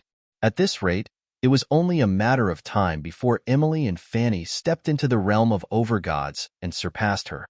Fanny, on the other hand, wasn't an expert in management. Seeing that she was no match for them in terms of strength, she lost confidence and gradually became disheartened. She gave up on the idea of competing with them and decided to avoid them in Han Shua. The sudden enthusiasm of Emily, Phoebe, and the others gave Rose hope. That was why she agreed to stay. Rose, who had always been cold and detached, agreed to stay after the ladies passionately urged her to stay. She stole a glance at Han Shua, and when she saw the strange smile on his face, she couldn't help but be startled. Her face turned as red as blood. Hee, I've never seen you like this. Emily giggled and pulled Rose out. As they walked, she said, "Let's go. We have something private to talk about." On the other side, Phoebe and Fanny gave Han Shua a sideways glance. Surprisingly, they didn't stay and left with Emily. In the blink of an eye, all the women had disappeared, leaving Han Shua, Sanguiner, Bollins, and Gilbert in a daze. Oh my, Emily is so generous. She knew that the cold-blooded, white-haired woman had bad intentions towards you, but she still asked her to stay. Piscate SK. I'm afraid that Master's mastery over women is even greater than demonic arts. Gilbert shook his head and looked at Han Shua with admiration. Sanguiner also had a sorrowful look and agreed with Gilbert's words. He looked at Han Shua with admiration and sighed. It seems that Master still has many things to teach me. I still have much to learn. Han Shua was stunned and couldn't help but knock on Sanguiner. He then glared at Gilbert and scolded.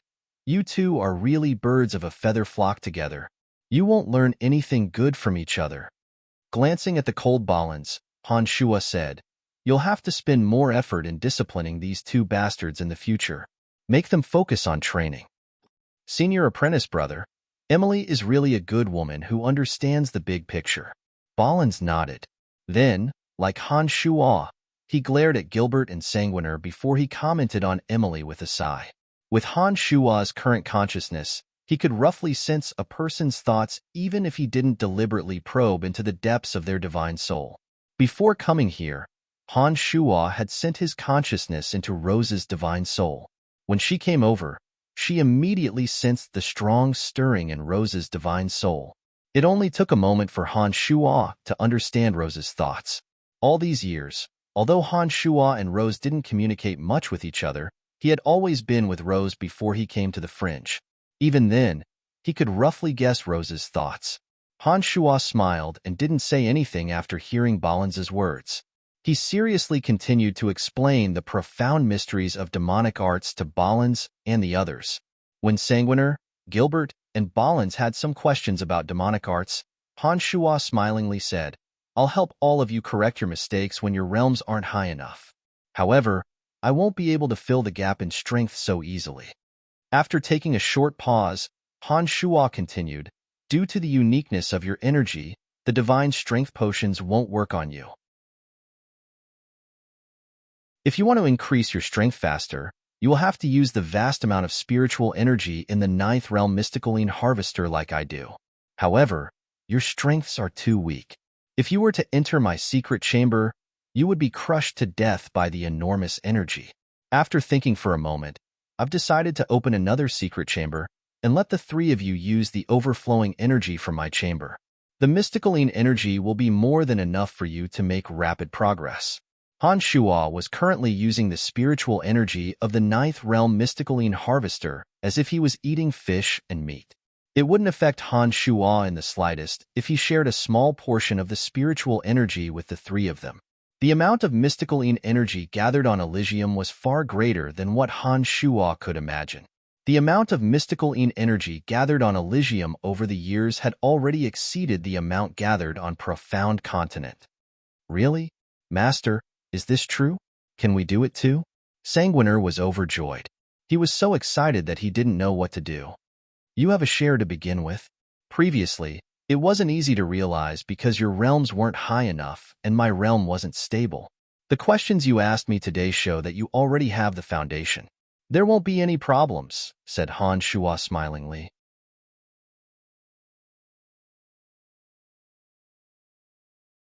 Chapter 10-11. Sanguiner, Balans, and Gilbert had a good foundation to begin with. Sanguiner and Balans focused on cultivating demonic arts.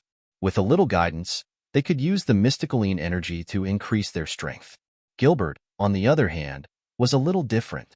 His demonic arts mainly focused on his soul, and the energy he used was still the energy of darkness. Han Shua planned to start with Gilbert's body.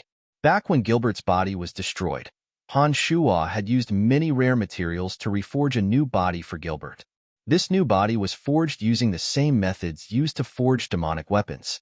This time, Han Shua also planned to refine Gilbert's body with the mysticaline energy from Tanai.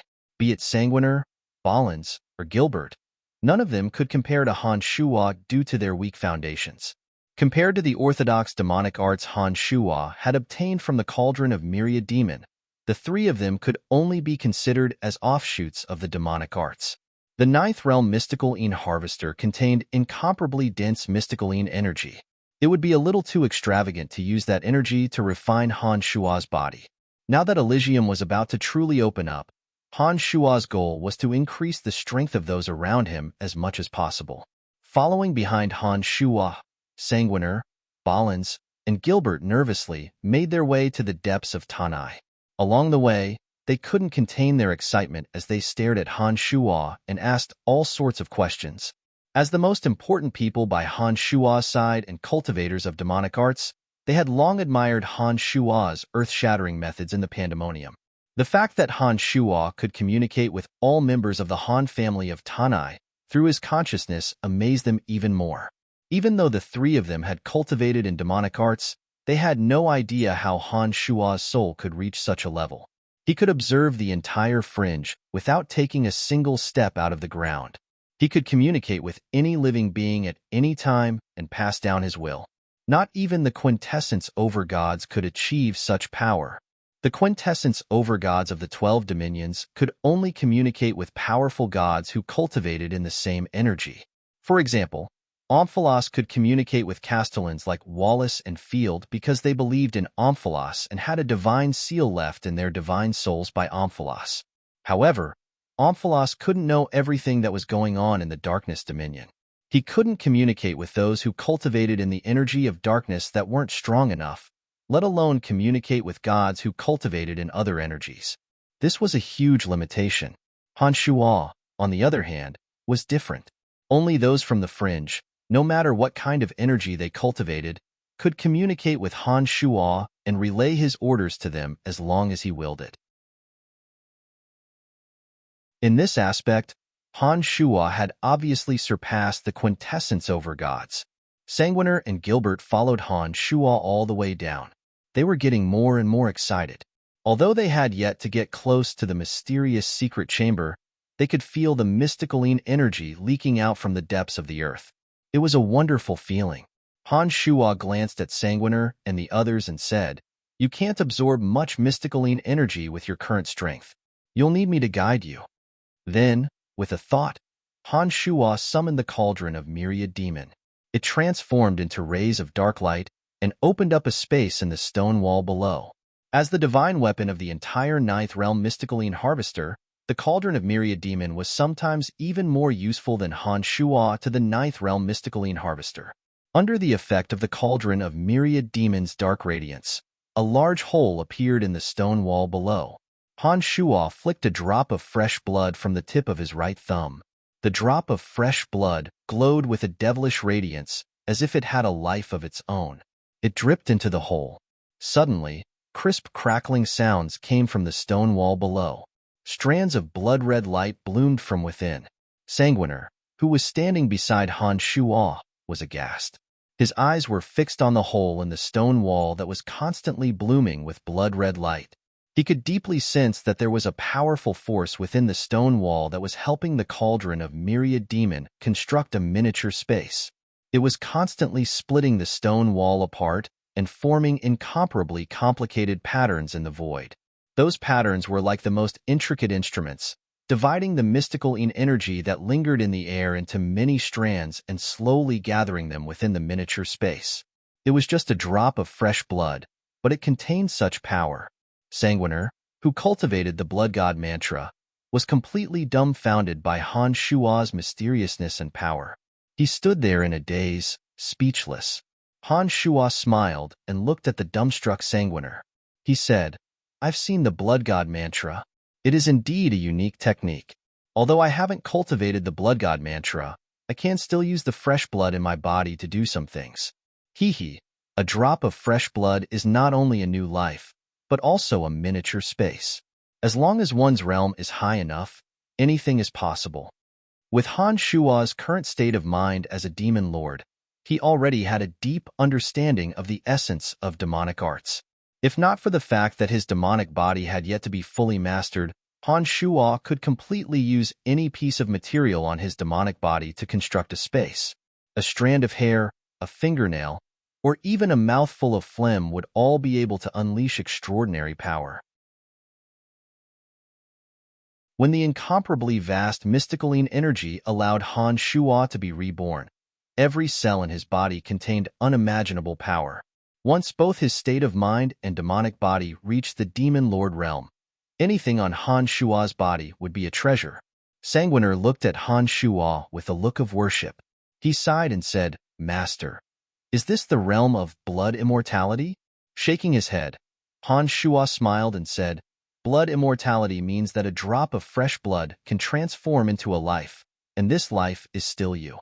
In other words, as long as you have a drop of fresh blood, you can use it to be reborn. As long as your blood doesn't dry up, you will never die. With your strength, it won't be difficult for you to reach this realm." The so-called blood demon realm refers to the realm of blood immortality. Even if your body is destroyed, you will not die even if you have a drop of fresh blood. I don't cultivate the blood god mantra. I only cultivate pure power. The power contained in my blood is compatible with the cauldron of myriad demon. It's not as complicated as you think. Master, if you only have a drop of fresh blood, can you be reborn?" Sanguiner was stunned and asked. I don't rely on fresh blood to be reborn. I rely on my consciousness. Han Shua smiled. As long as he separated a strand of his consciousness, he could be reborn. The formless consciousness was even more mysterious and unpredictable than the tangible blood. In this universe, Han Shua believed that perhaps only the silent creator deities in Sky City could destroy all of his consciousness. In other words, Han Shua, whose demonic body had yet to be fully mastered, was almost an immortal existence in this universe.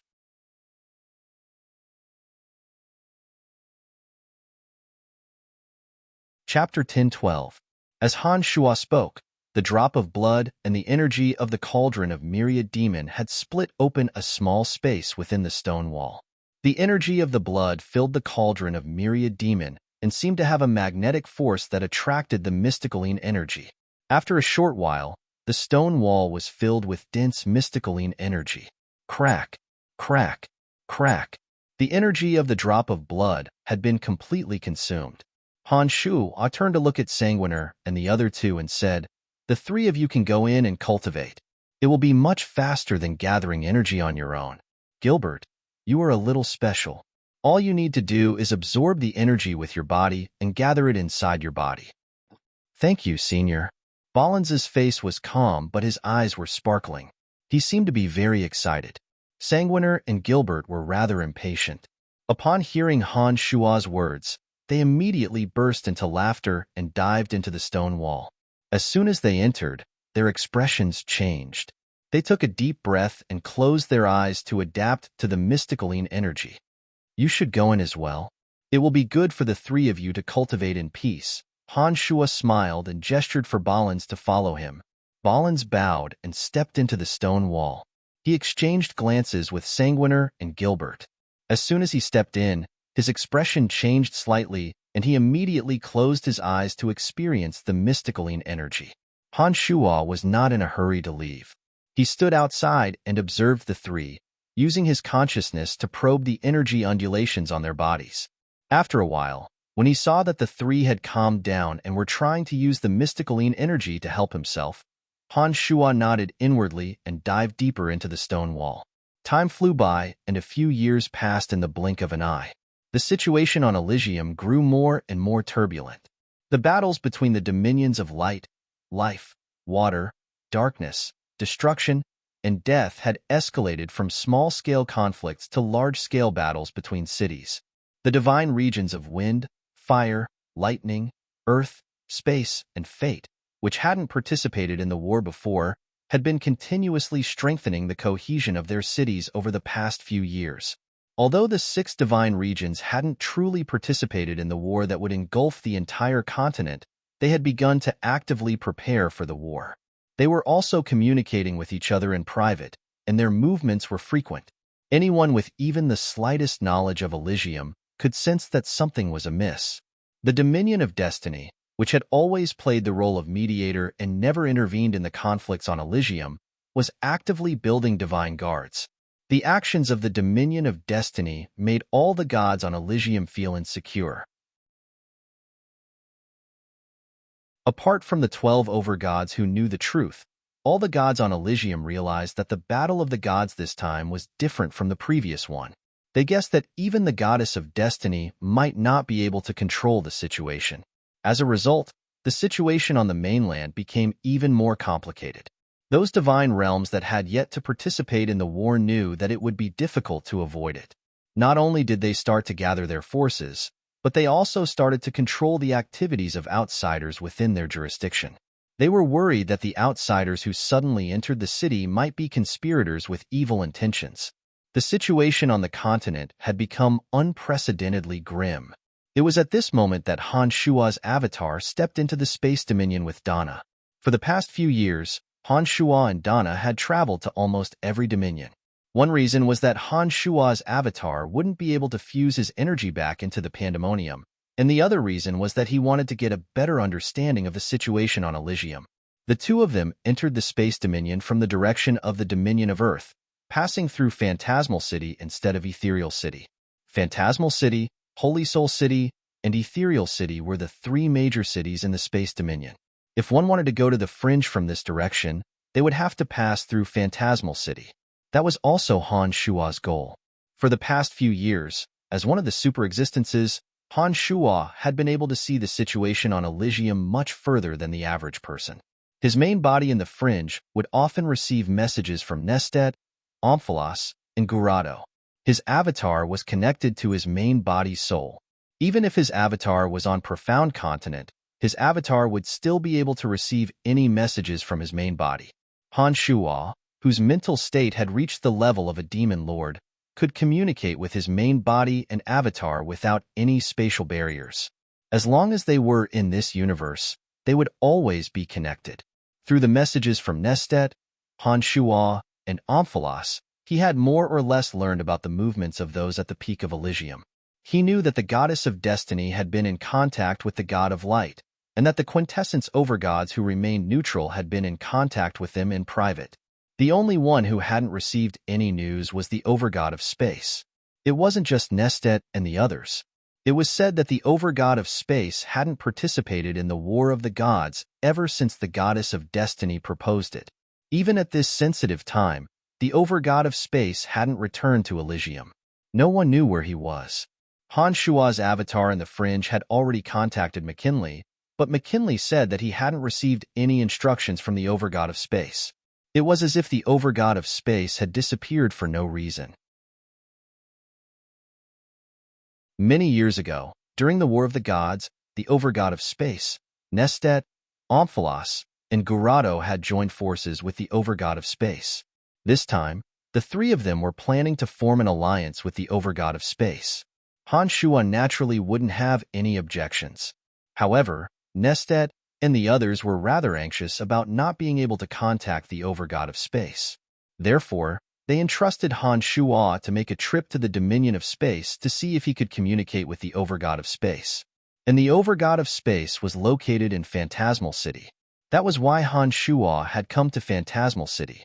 Seeing that the situation on the continent was getting more and more complicated, Han Shua was in a hurry to contact the overgod of space. Not long after they arrived at Phantasmal City, Han Shua sent Dana to the Fringe alone. Ever since Nestet and the others entrusted Han Shua with contacting the overgod of space, Han Shua's avatar in the Fringe had tried to break through to the Dominion of Space with his consciousness. However, he couldn't find any trace of the overgod of space. When his consciousness reached the overgod of space, it was blocked by a force of space. Han Shua needed to transform his demonic body as soon as possible. Coincidentally, his avatar happened to be passing by, so he sent his avatar over. Overgods of quintessence were prideful people. They wouldn't want to meet those who weren't qualified. Therefore, Han Shua had no choice but to send Dana back to the Fringe first. With the protection of his main body's powerful consciousness, Han Shua wasn't worried that Dana would be in any danger. When he arrived at the vast ocean where the overgod of space was, Han Shua dived into the ocean without hesitation. As soon as he dived into the ocean, Han Shua discovered that he was enveloped by a mysterious force. It was as though he had fallen into another dimension. "You're finally here." An aged voice suddenly rang in Han Shua's two souls. Han Shua's avatars that had been forcefully twisted together using the force of space suddenly split apart.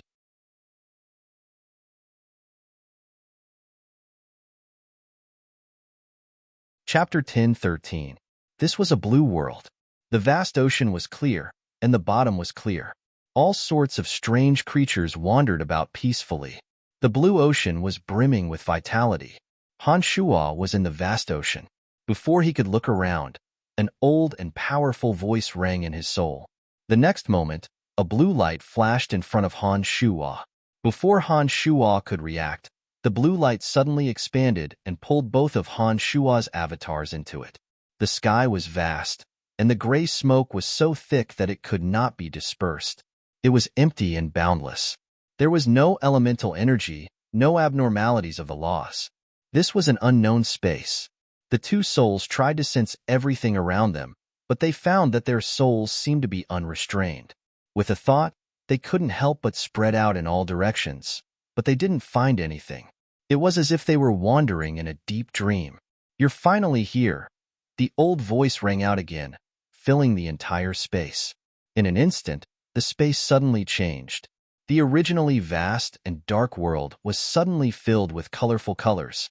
Mountains and rivers rose from the ground, and the thick smoke was blown away by the strong wind.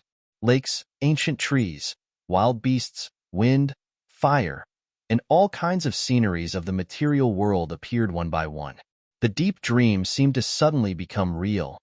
The two souls that stretched out endlessly into the distance suddenly returned to their bodies. Looking around, Han Shuo was surprised. It turned out that in this instant, the entire empty world had become full of life. Everything in the world, beasts, birds, wind, fire, thunder, and lightning, was presented in front of Han Shuo one by one. This was an incomparably real world. Master God of Space. Han Shuo's two avatars shouted at the same time. One looked up at the sky, and the other looked down at the ground. Gradually, a blurry figure condensed from gray fog appeared in the sky. The earth was torn apart, and the geocentric fire soared into the sky. It turned into a rain of fire that poured down, adding blazing light to this lively world.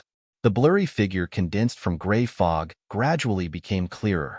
After a while, it took the form of an old and wrinkled face. But the enormous figure was not visible, as though it was trapped in the gray fog, unable to break free. Its hollow eyes were devoid of any color, and they were emotionless. This was his world, a new world created by his space-time energy. In this world, he was the one and only God. Anyone who entered this world would be bound by his power. Back in the Fringe, the god hunter Hegemin from the Space Dominion had created a world of his own. But unfortunately, that world was incomplete. It was lifeless and lacked life. That was why he could not escape Han Shuo's schemes. However, Han Shuo could sense that this world was brimming with life. Everything that a continent should have was present in this world. After sensing it with his divine soul, he realized that this world created by the Overgod of Space had become a complete world that contained all living things. Suddenly, Han Shuo realized that the power of the Overgod of Space could be unleashed to the fullest in this world. If the other quintessence Overgods were to fight him in this world, none of them would be a match for him. That's right. It's just as you imagined. In this world, even the goddess of destiny is bound by my power. That's why no quintessence Overgod would dare to come to the vast ocean to talk to me directly. They would choose to go somewhere else. The old face in the sky revealed a strange smile. Nestet and the other two asked you to contact me because they knew I wouldn't do anything to you. Even if they knew I was here, they wouldn't dare come to my world to talk to me. You know what I'm thinking? Han Shuo's expression changed at the same time. I told you, I'm the only god in this world. Any foreign life that comes to my world will be bound by my power. Even if the goddess of destiny comes, I know what she's thinking, let alone you. There's nothing I can't do here. The Overgod of Space said proudly. No wonder Nestet and the other two didn't come themselves. No wonder the quintessence Overgods didn't dare to come even though they knew he was in the vast ocean. Han Shuo looked at the Overgod of Space and smiled. If the one from Eternia comes to your world, will you still be able to do anything? Han Shuo's words made the arrogant Overgod of Space look bitter. He sighed softly. This world needs the support of quintessence. If she takes it back, this world will cease to exist. So, like Nestet and the others, I have to defend myself. If she comes out, the 12 of us, including you, will die. That was true. The creator deities wouldn't let go of those who possessed quintessence, let alone those who cultivated demonic arts. Han Shuo nodded. After thinking for a moment, he asked, You said that I'm finally here. It seems that you've been waiting for me for a long time? That's right. It's been a lot longer than you think. The Overgod of Space smiled. The God of Space smiled. Suddenly, a strange light flashed in his empty eyes. Shadows flickered in them, and many scenes appeared one after another like illusions. The first scene was a vast starry sky. A strange light tore through space, and suddenly, a young man woke up in a graveyard. One scene after another appeared in the Overgod's eyes. From the moment Han Shuo's soul was placed in Brian's body to the Babylon Academy of Magic and Force on Profound Continent, everything he had experienced was shown in the Overgod's eyes at lightning speed. It was only when Han Shua's state of mind broke through to the realm of the demon lord in the fringe that the scenes came to an abrupt halt. Han Shua had a grave expression on his face. He did not expect that someone had been watching him ever since he arrived in this world. His every move was under the Overgod's control. The thought of it sent chills down his spine. He couldn't help but curse. "What's wrong with you? You've been spying on me for so many years." The Overgod of space put on a strange expression after being scolded by Han Shua. The scenes in his eyes vanished in an instant. He forced a smile and said, "You're our only hope. Of course I have to watch over you. I can't let anything happen to you.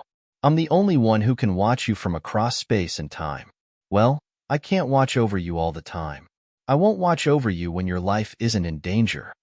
Han Shua thought back carefully after he said this, only to realize that the scene that had just appeared didn't have any scenes of him making love with Phoebe and the others. Han Shua felt a bit better and snorted, "I'm here. Tell me, what do you want me to do?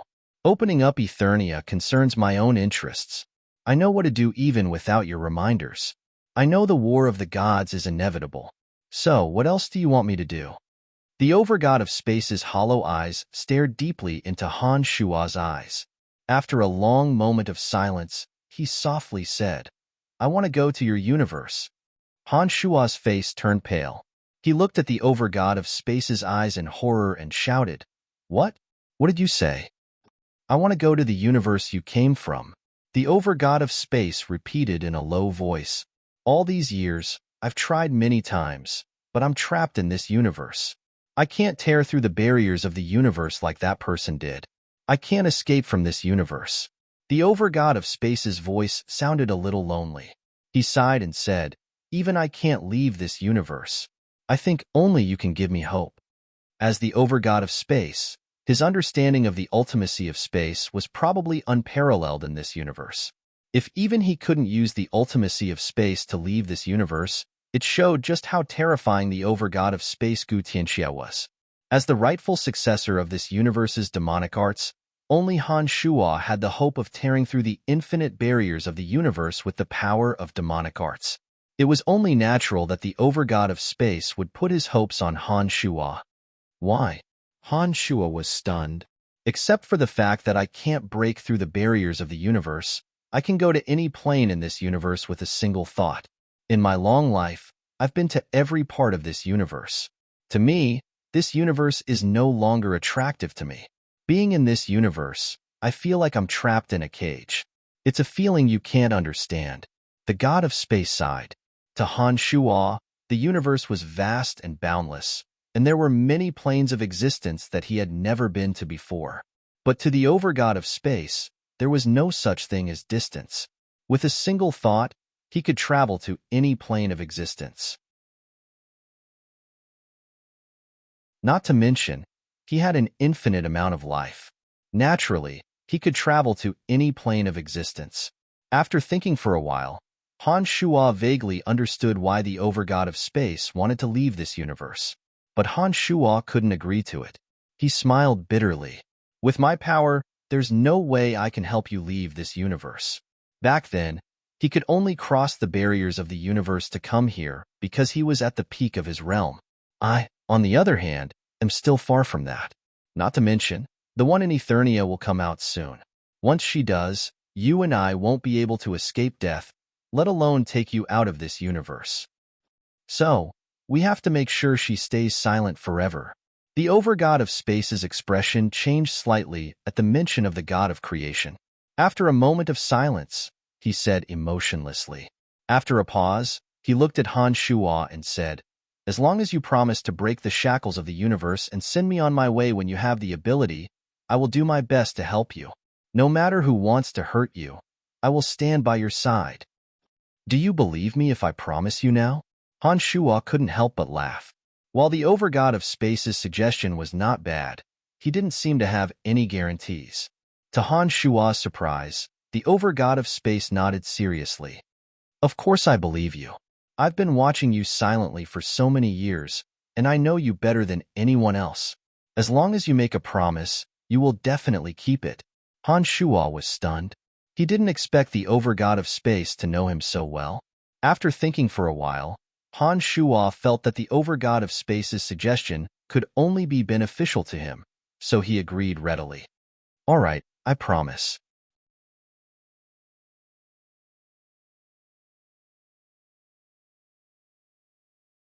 Chapter 10:14.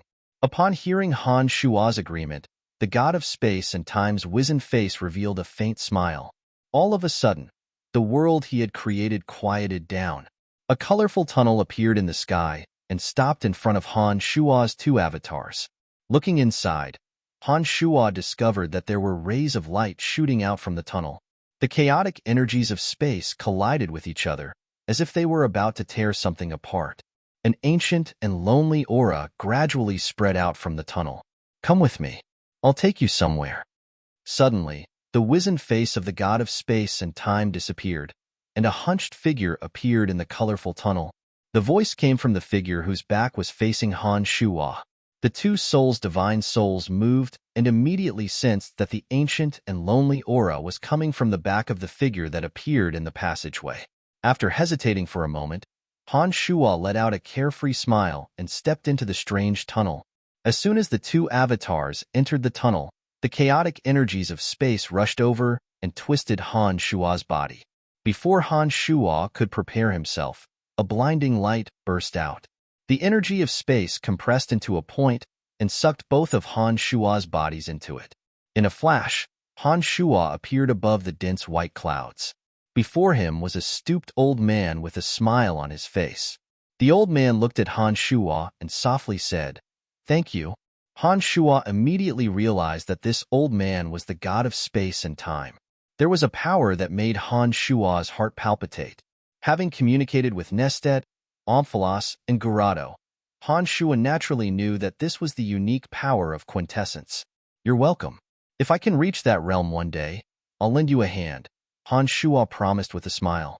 The two avatars that had been forcibly separated were once again brought back together using the power of space. "This isn't the world you created, is it?" He did not sense any abnormalities in the energy of space, but could sense the presence of elements. He immediately knew that he had walked out of the world he created. Of course not. The god of space and time smiled and pointed to the front. "Look, what's that?" Amidst the dense fog, a majestic ancient city stood tall. Lightning flashed and thunder rumbled around the ancient city, and a violent storm raged without end. Death, destruction, light, and various other energies collided with each other, forming layers of barriers that were hard to be seen by the naked eye, firmly protecting the ancient city. At a glance, the ancient city seemed to have a life of its own. It was constantly moving in the thick fog. Wherever it moved, the thunder, lightning, fierce winds, and heavenly flames would always follow it. The boundary formed by the collision of the various powers in this universe flickered with multicolored light, blooming with a bewitching and gorgeous beauty. Sky City. Han Shuo took a deep breath and shouted, "That's right, Sky City." The god of space and time nodded, his old face solemn. "This is a castle that she created with her own hands. It's constantly moving and absorbing the various powers of the universe. When the Sky City moves, it destroys all matter that blocks its way. Since it has been dormant in there, 65 planes have been crushed by the Sky City." Why would she do that? Han Shuo was shocked. So many planes had actually been crushed by Sky City. What kind of power was this? She, who was heavily injured in there, could still use Sky City to destroy planes. Just how powerful was she? We need the power of faith to control the divine spark. I'm sure Nestet and the others have already told you this. The power of faith comes from all the living beings in the planes. If all the low-level life forms in the planes disappear, we won't be able to continue receiving the power of faith. When that happens, the divine spark will break free from our control and return to Sky City. The god of space sighed softly. Even when she's in Eternia, she's still the one holding the initiative. She's pressuring us step by step, making us feel like we're living in her shadow. Can't you stop her? Han Shuo was stunned. Looking at the barrier formed by the various powers of the universe, he felt a little sorry for the 12 quintessence overgods. The enchantment protecting Sky City contains all the power of this universe. The power of the enchantment that collides with each other is indestructible. The power of the 12 of us cannot break through the enchantment with our godheads. We can only watch helplessly as it destroys one plane after another. The god of space and time shook his head with a bitter smile. All we can do is evacuate the living beings in those planes as soon as possible and preserve their lives before Sky City hits. However, there are many who refuse to leave and don't believe that their world will suddenly be destroyed. Even if we use the power of the temple to restrain them, there are still many who don't believe it. Some even doubt our faith and resist our restraints. In the end, they disappear along with the plane. Over the years, countless lives have been lost just like that. The power of faith we're getting is getting less and less. At this rate, even if she doesn't come out of Sky City, she'll still force us to our deaths. How vicious! Han Shua exclaimed. He finally understood why the 12 quintessence overgods were so desperate, why they built shrines in all the major planes, and why they fought for the power of faith. You might not know this, but there's a powerful force at the core of every plane. When a plane is destroyed, that force will be released and absorbed by Sky City, allowing her to recover faster. Over the years, every time she destroys a plane, she recovers a portion of her power. She should have recovered a third of her power by now. The god of space took a deep breath and said, "So, she's ready to deal with us now that she's confident." "Why do you say that?" Han Shua asked, puzzled. "Because Sky City is moving towards Elysium," the god of space shouted. Han Shua's face paled at those words. Elysium was the foundation of the 12 quintessence overgod's existence and the place with the densest energy in the universe. If Elysium were to be destroyed by Sky City, what would happen to the 12 quintessence overgods if she were to absorb all the energy released? It's just as you think. The force on Elysium is more than all the planes she has destroyed over the years combined. Once Elysium is destroyed, she'll be able to recover a third of her power. When that happens, no one on this plane will be her match, the god of space said in despair. How much time do we have? Han Shua frowned as he realized the gravity of the situation. 230 years. Given the speed at which Eternia is moving, it will reach Elysium in another 230 years. We must break the boundary within this period of time. We must make preparations in advance. The War of the Gods must also end within this period of time. Otherwise, no one will be able to escape from her grasp. The god of space said with difficulty, "What a heavy topic." A ball of flame floated over. The flame twisted for a while, revealing a red-skinned man. His entire body seemed to be burning in flames. Endless fire elements lingered around his body, making him hotter than the sun. "Charteris, you're here too," the god of space said coldly as he looked at the man who was burning like the sun. "I thought you were hiding, Fernando." "Haha, so you're not unconcerned about Sky City." Charteris, the god of fire, smiled brightly. He looked at Han Shua and said passionately, "Oh, you're Han Shua, aren't you? I've been wanting to meet you for a long time. I didn't think I'd meet you here. How do you feel, seeing Sky City getting closer and closer?" Charteris didn't stand on ceremony at all. As he spoke, he suddenly moved to Han Shua's side and released a terrifying wave of heat. Han Shua's body, which was made up of two avatars, couldn't withstand the heat. He felt as though he was sinking into a sea of fire. Han Shua retreated a little and looked at Sky City that was constantly moving. He smiled and said, "What else can I do? You still need to be able to stop it." Charteris wore a mocking smile as he looked at Han Shua, seemingly disappointed. He then turned to the god of space, Fernando, and frowned. "After so many years, you still can't do anything? If you can lure Sky City to another universe, maybe we won't have to be so passive anymore. If I had that power, I would have left this universe a long time ago. Why would I care about your lives?" Fernando didn't seem to like him and said sarcastically. A huge crystal drop of water suddenly appeared beside Han Shua. Before Han Shua could react, the crystal drop of water wrapped around Han Shua. The power of water suddenly bound Han Shuo. No matter how hard Han Shuo struggled, he couldn't get out of the water drop. A beautiful woman walked out of the void with an ice-cold face. Her skin was sparkling and translucent, and there was a bone-chilling aura around her. She glanced at Han Shuo, who was struggling to break free from the water droplets, and said with a sullen face, "Isn't it a little too rash for us to place all our hopes on this person? With his power, it's impossible for him to break the enchantment of Sky City in 230 years. Manju, if you have a way, why don't you try to break the enchantment? If you have a way, I, Nestet, will listen to you in the future." A gloomy aura of death rippled, and Nestet, Gurado, and Omphalos walked out of it, mocking the goddess of water. The goddess of water, Manju, frowned and glanced at Nestet. She snorted and took back the water drop that was imprisoning Han Shuo.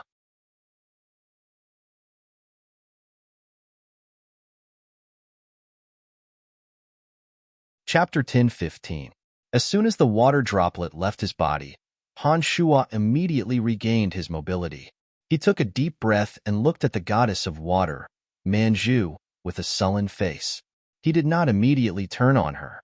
When he fought against Omphalos in the Dominion of Darkness, Han Shuo knew that his avatar, which had yet to fully fuse with his avatar, was no match for an overgod of quintessence. Moreover, Manju had appeared out of nowhere and imprisoned him in the water droplet. It was only natural that he could not break free. It could be seen that Manro did not like him. As soon as she came over, she used the divine power of water to imprison him. It was all in order to embarrass him and deliberately humiliate him. Han Shuo knew that this was not the time to lose his temper. He made a mental note of Manju's actions today. He would deal with her after his main body was reborn in pandemonium. The arrival of Manju, the god of water, Charteris, the god of fire, Nestet, Omphalos, and Gurado was definitely not a coincidence. Han Shuo noticed that the overgod of space, Fernando, was constantly emanating spatial energy, creating spatial tunnels of various colors in this misty space. It was obvious that the person who had summoned the overgods from various regions was none other than the overgod of space, Fernando. One after another, spatial tunnels appeared in the void. Shortly after, the goddess of destiny, Ursija, the god of light, Astings, the goddess of life, Lena, the goddess of wind, Lancelot, the god of lightning, and Bergson, the god of earth, walked out of the spatial tunnels and gathered in this special region. At this moment, the goddess of destiny, Ursija, the god of light, Astings, the goddess of life, Lena, the goddess of water, Manju, the goddess of wind, Charteris, the god of fire, Lancelot, the god of lightning, Bergson, the god of earth, Omphalos, the god of darkness, Nestet, the god of death, Gurado, the god of destruction, and Fernando, the overgod of space, had gathered together. After arriving, the god of light, Astings, smiled at Han Shuo and nodded. "Good, very good. You're on the opposite side after all." Han Shuo knew what he was talking about. Back then, the god of light, Astings, had used Gandalf's divine body to warn Han Shuo not to touch Jar. He said that if Han Shuo touched Jar, he would be making an enemy of him. Unfortunately, Han Shuo still went his own way and killed Jar in Hexopolis. If not for Han Shuo's divine seal appearing in time, Jar's divine soul wouldn't have been able to escape. Astings, even if Han Shuo didn't do anything to Jar, Jar would still be dead. The god of space, Fernando, frowned. Since Jar imprisoned McKinley for so many years, it's only natural that he would end up like this. Haha, Fernando, are you going to do it yourself? The god of light, Astings, laughed. With your quintessence over god power, killing Jar would be a piece of cake. But don't you think it's beneath your dignity to do so? Who said I'd do it myself? Fernando raised his eyebrows.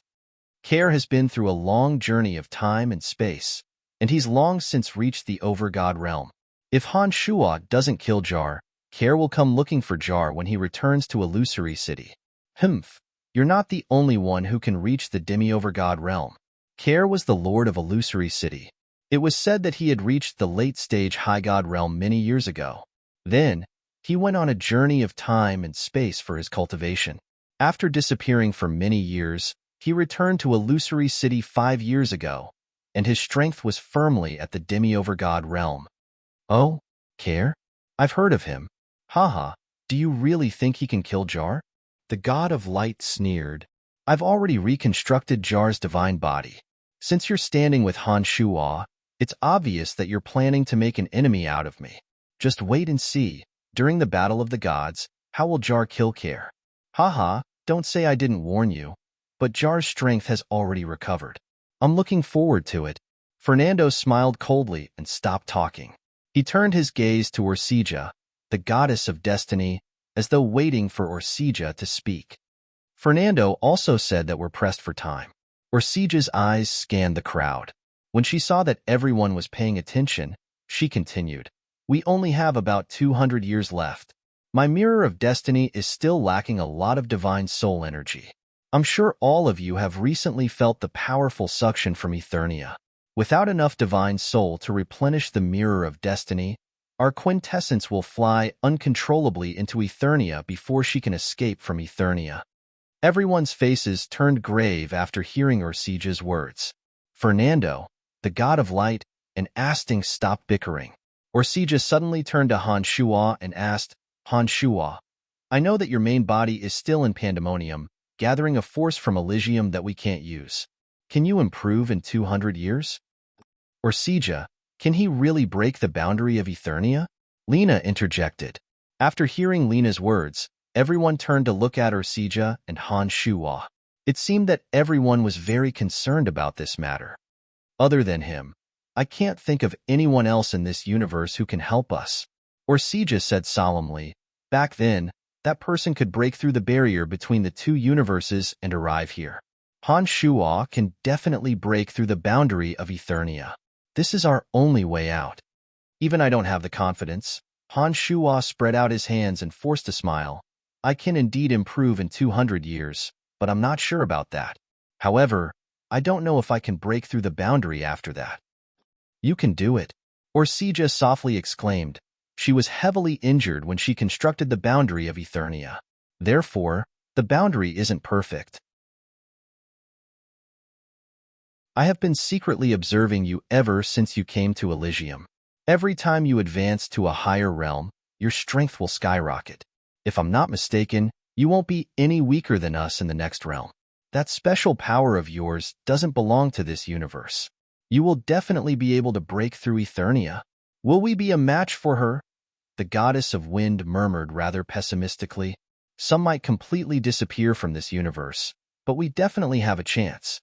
Orsija looked at the solemn crowd and solemnly said, If we can't even threaten her together, I believe she would have left Eternia long ago.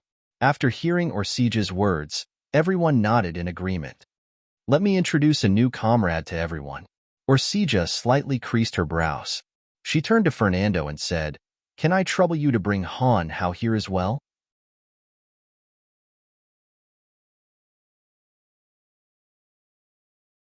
Chapter 10:16. Fernando nodded. He didn't seem to use any space-time energy, but another colorful spatial tunnel was formed. In the little skull, Han Hao walked out of it with a stunned look. Father, why are you here? Han Hao looked at the crowd suspiciously and then focused his gaze on Han Shuo. He walked over and stood beside Han Shuo. The quintessence over God's expressions changed when they saw Han Hao. They might have known that Little Skull had formed a new quintessence in the fringe, but they had never seen Little Skull in person. They were shocked when they saw Han Hao. They stared at Han Hao. Han Shuo didn't answer Little Skull. He looked at Orsija with displeasure and said, Why did you bring Han Hao here? What does this have to do with him? Opening up Eternia was a very dangerous thing to do. Han Shuo just wanted to shoulder all the danger himself, so he didn't want Little Skull to take the risk with him. He has a new quintessence. Any quintessence over God has a duty to deal with her. Orsija was indifferent to Han Shuo's cold attitude. She said, I think if she really walks out of Eternia, Han Hao won't be able to escape death. It's for his own good that he's here. That's right. Any overgod with a quintessence should work together. The god of light agreed and said with a smile. Han Shuo snorted coldly. He didn't continue to express his opinion. He just kept quiet with a displeased expression. The war of the gods can't continue to drag on. Since we're all gathered here, I'll repeat the rules of the war again. Well, there are 2 more people this time. Orsija paused for a moment before she continued. We can only guide them on the big picture. We can't participate in the war of the gods ourselves. I'm sure you all understand that. Orsija looked at Han Shuo and his son and frowned. The quintessence over gods have their own rules. If we don't follow the rules in the war of the gods, it won't do anyone any good. Do the 2 of you have any questions? No problem. Han Shuo shrugged and said with a smile. Little Skull Han Hao didn't say a word. He only nodded reluctantly when Han Shuo answered. The war of the gods concerned the power of the quintessence over gods, and the quintessence over gods were far more powerful than those below them. If the quintessence over gods were to personally participate in the war, the disparity in power could be reversed. Their unparalleled power would throw the war of the gods into complete chaos. The beings of the many planes of the universe needed the guidance of the gods on Elysium. The quintessence over gods also needed their subordinates to fight for their own interests. If they were to act rashly and kill all of their opponent's subordinates, Elysium would become a dead zone. For example, if Nestet, Omphalos, and Gurado were to take action, they could kill all the gods from the dominions of light, life, and water. If the 3 overgods of light, life, and water retaliated, they could easily wipe out the gods from the dominions of darkness, death, and destruction. If they were allowed to do as they pleased, no one would benefit. The ultimate outcome would be the annihilation of all the gods on Elysium. The 12 overgods of quintessence would no longer be able to control the beings of the many planes of existence. Without the support of the power of faith, everyone would lose control of their quintessence and be done for. Seeing that Han Shuo and Han Hao had agreed, Orsija pondered for a moment before she continued. I don't care how the war is going to start and how it is going to start. But since everyone is here today, you should know that time is of the essence. I hope we can start the war as soon as possible. Orsija, how did this kid form his quintessence? Our quintessence was bestowed upon us by her. Could it be that quintessence can form on its own? Manju asked as she looked at Han Hao with a strange look. At Manju's words, the other gods turned to look at Han Hao with puzzled faces. They had no idea how he formed his quintessence. Orsija shook her head and said, I'm not sure about that. The power of his quintessence is very special, and so is his life form. It's not something I can predict. Time is of the essence. I'll send you back. Fernando was puzzled to see them staring at Han Hao, while Han Shuo's face grew darker and darker. He took the initiative to open a dimensional passage, signaling the overgods to leave as soon as possible. The first to leave was the goddess of destiny, Orsija, followed by the god of light and the goddess of life. After a while, the overgods disappeared from the dimensional passage, leaving only Nestet, Omphalos, Gurado, Han Shuo, and Han Hao. I think we should talk, Nestet said to Fernando with a chuckle. I'll instruct my subordinates to help you build a teleportation portal to connect the dominion of death, darkness, destruction, space, and the land of chaos. The 3 cities of the space dominion are already prepared. Once the teleportation portal is ready, no matter when you start fighting against the dominion of light, life, and water, they will be able to join you, Fernando said indifferently, shooting a glance at Nestet. Haha, that's great. With that advantage, we can advance and retreat as we please. Nestet nodded with a smile. Then he raised an eyebrow and said, But we don't plan to attack the god of light right away. Then which side are you going to attack? Han Shuo asked curiously. The dominion of destiny. Gurado's face turned cold. He sneered. Hasn't she been watching us kill each other all these years, making us fight each other endlessly? Hee. This time, she said that the dominion of destiny can't avoid it. Since that's the case, let's give her a taste of what it's like. Han Shuo's heart skipped a beat. He immediately looked at Nestet, Omphalos, and Gurado in astonishment. Even Fernando and Han Hao's eyes were flickering. Under the watchful eyes of Han Shuo, Han Hao, and Fernando, Nestet, Omphalos, and Gurado nodded in unison, indicating that they weren't joking. Very well. I was going to suggest attacking the Dominion of Destiny first. Fernando took a deep breath. His empty eyes seemed to have regained some vigor. After so many wars of the gods on Elysium, Orsiege's Dominion of Destiny is the only one that hasn't been affected. No one knows how much power the Dominion of Destiny has accumulated over the years. Humph! Why is it that her Dominion of Destiny can avoid every war of the gods? Now that there's an opportunity, she has to pay the price. Han Shuo was stunned. He didn't expect that Fernando would have the same idea. It seemed that the goddess of Destiny's protection of her dominion over the years had really dissatisfied the Dominion of Destiny. Nestet, Omphalos, and Gurado glanced at each other and suddenly chuckled. Nestet stopped laughing and said, "It seems that we all have the same idea. In that case, let's discuss the details." Haha, Brian. Oh no. Han Shuo, we need the support of the Fringe. Before we know it, the number of experts in the Fringe has increased. There seemed to be no concept of time in this place, and the few of them didn't know how much time had passed. After finalizing the general plan, they left under Fernando's escort. Han Shuo stepped into the dimensional tunnel and landed in the sky above the Fringe. Below him was the only city in the Fringe, Hexopolis. Han Hao didn't come with him. Instead, he asked Fernando to send him and Gurado to the Destruction Dominion. God Hunters were a special kind of people who betrayed the quintessence over God. The quintessence over God couldn't obtain faith energy from them, but their existence was somewhat necessary. The quintessence over God didn't need them, but Han Hao did. Han Shuo wasn't in a hurry to return to Pandemonium. After his avatar landed in Hexopolis, he went to look for Salus and Wasis and had them prepare to receive the people from the Space Dominion. Care arrived much faster than Han Shuo had expected.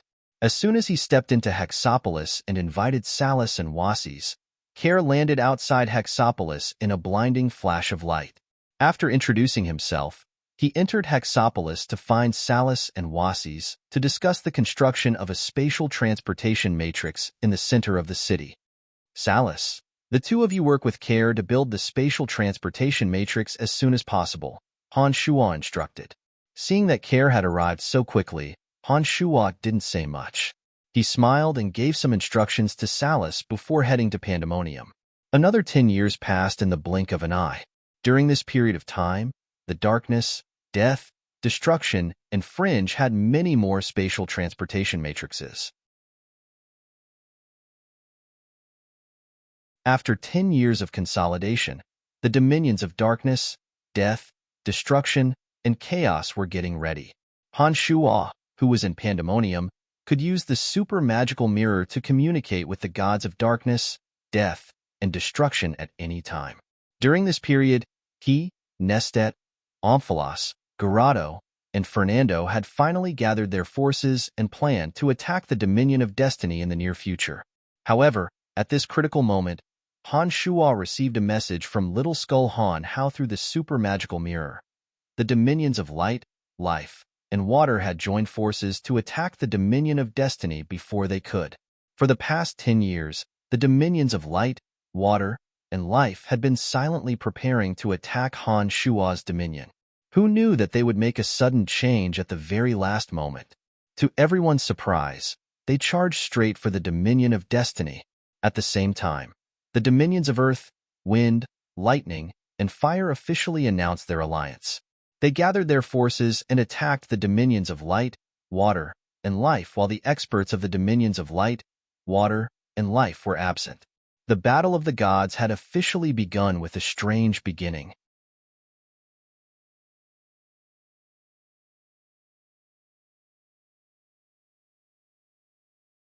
Chapter 10:17. In the Pandemonium, Han Shuo's main body was hiding deep underground, continuing to refine his body with mysticaline energy. Meanwhile, his avatar was gathering the experts of Tanai to discuss a countermeasure. The sudden attack on the Destiny Dominion by the Dominions of Light, Water, and Life was somewhat unexpected to Han Shuo. He needed to unite all the forces in the fringe as soon as possible in order to deal with any possible changes. Before Han Shuo could explain everything, the space above Tanai distorted strangely and the god of space, Fernando, walked out of it. Fernando swept his gaze across the Han family members gathered around Han Shuo and smiled at Han Shuo. He said, "I think we should take a look at the Destiny Dominion. Perhaps you don't know how the Mirror of Destiny operates. I'll take you there." Tanai, Ballins, Statholm, and the others widened their eyes in confusion when they saw Fernando. When Han Shuo explained Fernando's identity to them, the members of Tanai's Han family were shocked beyond words. One of the most powerful and mysterious existences on Elysium, the ancient god of space, had personally come to the Pandemonium and even invited Han Shuo to the Destiny Dominion. This was enough to show how high Han Shuo's status on Elysium was. "Can we wait for a while?" Han Shuo smiled after explaining Fernando's identity. Fernando nodded and smiled amiably. "No hurry. I'll wait for you." The Han family members were even more shocked by his words. Ballins, Statholm, and the others looked at Han Shuo with more than just astonishment. Their gazes were filled with sincere admiration. Phoebe, Emily, and the other women looked at Han Shuo with fervent gazes. They almost wanted to eat him alive. Han Shuo smiled and quickly briefed his subordinates. He didn't keep Fernando waiting for long and entered the tunnel with him.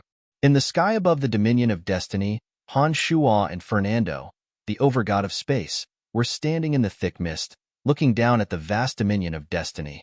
The densely packed dots below them looked like tiny ants. They were the gods of Elysium. Looking down from above, these gods were like ants. In the eyes of Han Shuo and Fernando, they were like ants that they could wipe out with a wave of their hands. Look, the mirror of fate is right above the divine temple. Those complicated and fine threads correspond to the traces of fate of those people below. Fernando explained to Han Shuo as he pointed at the mirror of destiny that ordinary gods would find difficult to detect. As expected, from Han Shuo and Fernando's point of view, they discovered that there was an enormous mirror floating above the Shrine of Destiny. Within the mirror, there were hair-thin threads that were strung together. There were billions of them, and a small area of the threads was glowing brightly with intense life energy. The enormous mirror of destiny seemed to be illuminating more than half of the Dominion of Destiny. Strange energy undulations were transmitted from the Shrine of Destiny to the Mirror of Destiny, maintaining the movements of the Mirror of Destiny.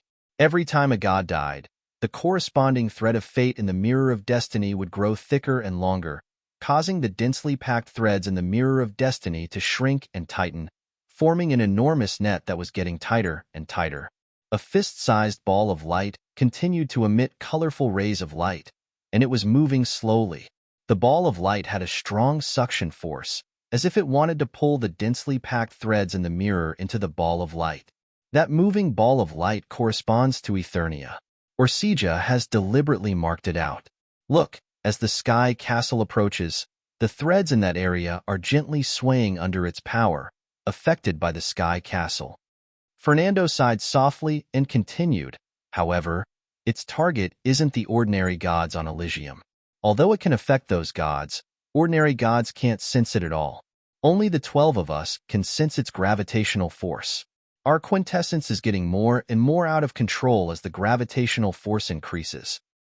How does the Mirror of Destiny resist its gravitational force? Han Shuo furrowed his brows as he carefully observed the Mirror of Destiny. Look carefully. Every time a god dies, the Mirror of Destiny will release their divine soul energy. The corresponding threads will grow thicker and longer, and the net will tighten and become denser. Orsija has the ability to move the fates of the dead gods and weave them into a giant net that can resist the gravitational force of Eternia. The bigger and denser the net is, the greater the effect it will have on our quintessence, Fernando patiently explained to Han Shuo as he pointed in the direction of the ball of light that represented Eternia. Han Shuo took a closer look at the ball of light and found that it was indeed the case. As the gods died one after another, the originally sparse net gradually tightened and released a peculiar energy that counteracted part of the gravitational force of Eternia. Han Shuo nodded and said, I didn't know that the power of destiny could be used in such a way. No wonder everyone says that the power of destiny is the most mysterious of the 12 profound forces. After hesitating for a moment, Han Shuo suddenly asked, "Can this giant net weaved by Orsija also increase her power?" Han Shuo couldn't be blamed for having such doubts. Since Orsija could use the power of destiny to connect with other people's divine soul energy to construct such a wondrous giant net, it was sufficient to prove that the net was incomparably wondrous. Since it could even counteract the magical power of Eternia, could it have other uses? Fernando hesitated under Han Shuo's question. After a long silence, he shook his head with a strange expression and said, "I'm not sure about that, but I think it has other uses." Over the years, the power of destiny in Orsija has become stronger and stronger.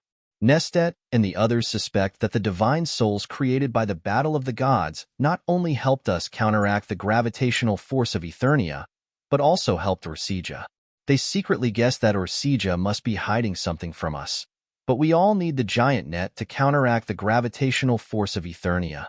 Therefore, even if they had such doubts, none of them could ask her face to face. They could only bury their doubts in their hearts. Hearing Fernando's words, Han Shuo's heart thumped, and he nodded inwardly. He guessed that the other 11 quintessence overgods probably had some grudges. However, they all needed to rely on Orsija's giant net to restrain the gravitational force of Eternia. In this regard, they could be considered to be asking Orsija for help. Therefore, even if they had doubts and dissatisfaction in their hearts, they dared not mention it to Orsija.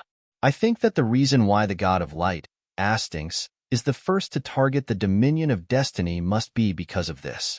Haha, Nestet and the others have probably been dissatisfied for a long time. After all, the dominion of destiny has never participated in the battle of the gods. It seems that Orsija has reaped all the benefits. This time, since Orsija has taken the initiative to say that the dominion of destiny can't avoid it, they have seized the opportunity and have a good excuse to vent their dissatisfaction. Fernando laughed gloatingly. From the looks of it, he must have accumulated a lot of dissatisfaction in his heart. After hesitating for a moment, Han Shuo guessed, "I think the divine soul this time needs to be filled by a god of destiny. Otherwise, Orsija wouldn't let her subordinates sacrifice themselves." "Who knows?" Fernando smiled and said, "But this time, if Orsija continues to look on coldly from the sidelines like before, I believe that Astinx, Nestet, and the others will be cursing and swearing. After so many years, due to the losses suffered in the War of the Gods, their subordinates have never matured. There are only a few pseudo-overgod experts among them. How powerful! The dominion of destiny is indeed formidable to be able to withstand the combined forces of the dominions of light, life, and water." Han Shuo exclaimed as he squinted his eyes and looked at the ant-like crowd below. It was no wonder that Han Shuo was shocked. It turned out that the dominion of destiny had dispatched 7 old women holding star compasses. The 7 old women were peak late-stage high gods. But when the 7 of them used the star compasses to form the 7 star positions, they attracted the light of the stars from outer space to descend upon them. In an instant, the gods from the dominions of light, water, and life were slaughtered in droves. The power of destiny affects the orbits of the stars in the universe. Those 7 old women have followed Orsija for many years. Even if they can never reach the realm of a pseudo-overgod, with the help of the star compasses, they are no weaker than an average pseudo-overgod. When the 7 of them join forces, even we, quintessence overgods, would have a hard time dealing with them. Fernando let out a cold groan and said, "Orsija sure has a good plan. She has so much power but never revealed it. Everyone thinks that the dominion of the god of light is the strongest force on the continent. This time, Orsija has given Astinx a tight slap in the face. For a long time, outsiders thought that the dominion of the god of light was the strongest force. Back in the day, the 3 keepers of light had been waging war all over the world, forcing the other dominions to avoid them. For a time, the 3 keepers of light became synonymous with the strongest force below the quintessence overgods. However, Even when the three Keepers of Light were in the limelight, they had never gone to the Dominion of Destiny to show off their might. Everyone thought that the three Keepers of Light were restrained by the God of Light, Astinx, and did not go to the Dominion of Destiny for the sake of the Goddess of Destiny. Now, it seemed that this was not the case. It seemed that Astinx already knew how powerful the Dominion of Destiny was. If the three Keepers of Light had come to the Dominion of Destiny to stir up trouble, it was hard to say if the 7 old women with the star compasses would have been able to walk out of the Dominion of Destiny alive. Han Shuo was shocked by the power of the Dominion of Destiny. As he watched the 7 star compasses move out and the gods' souls disappear one by one, he suddenly had an idea. The cauldron of Myriad Demon could also absorb the power of souls. Could he use the cauldron of Myriad Demon to get a share from the Mirror of Destiny?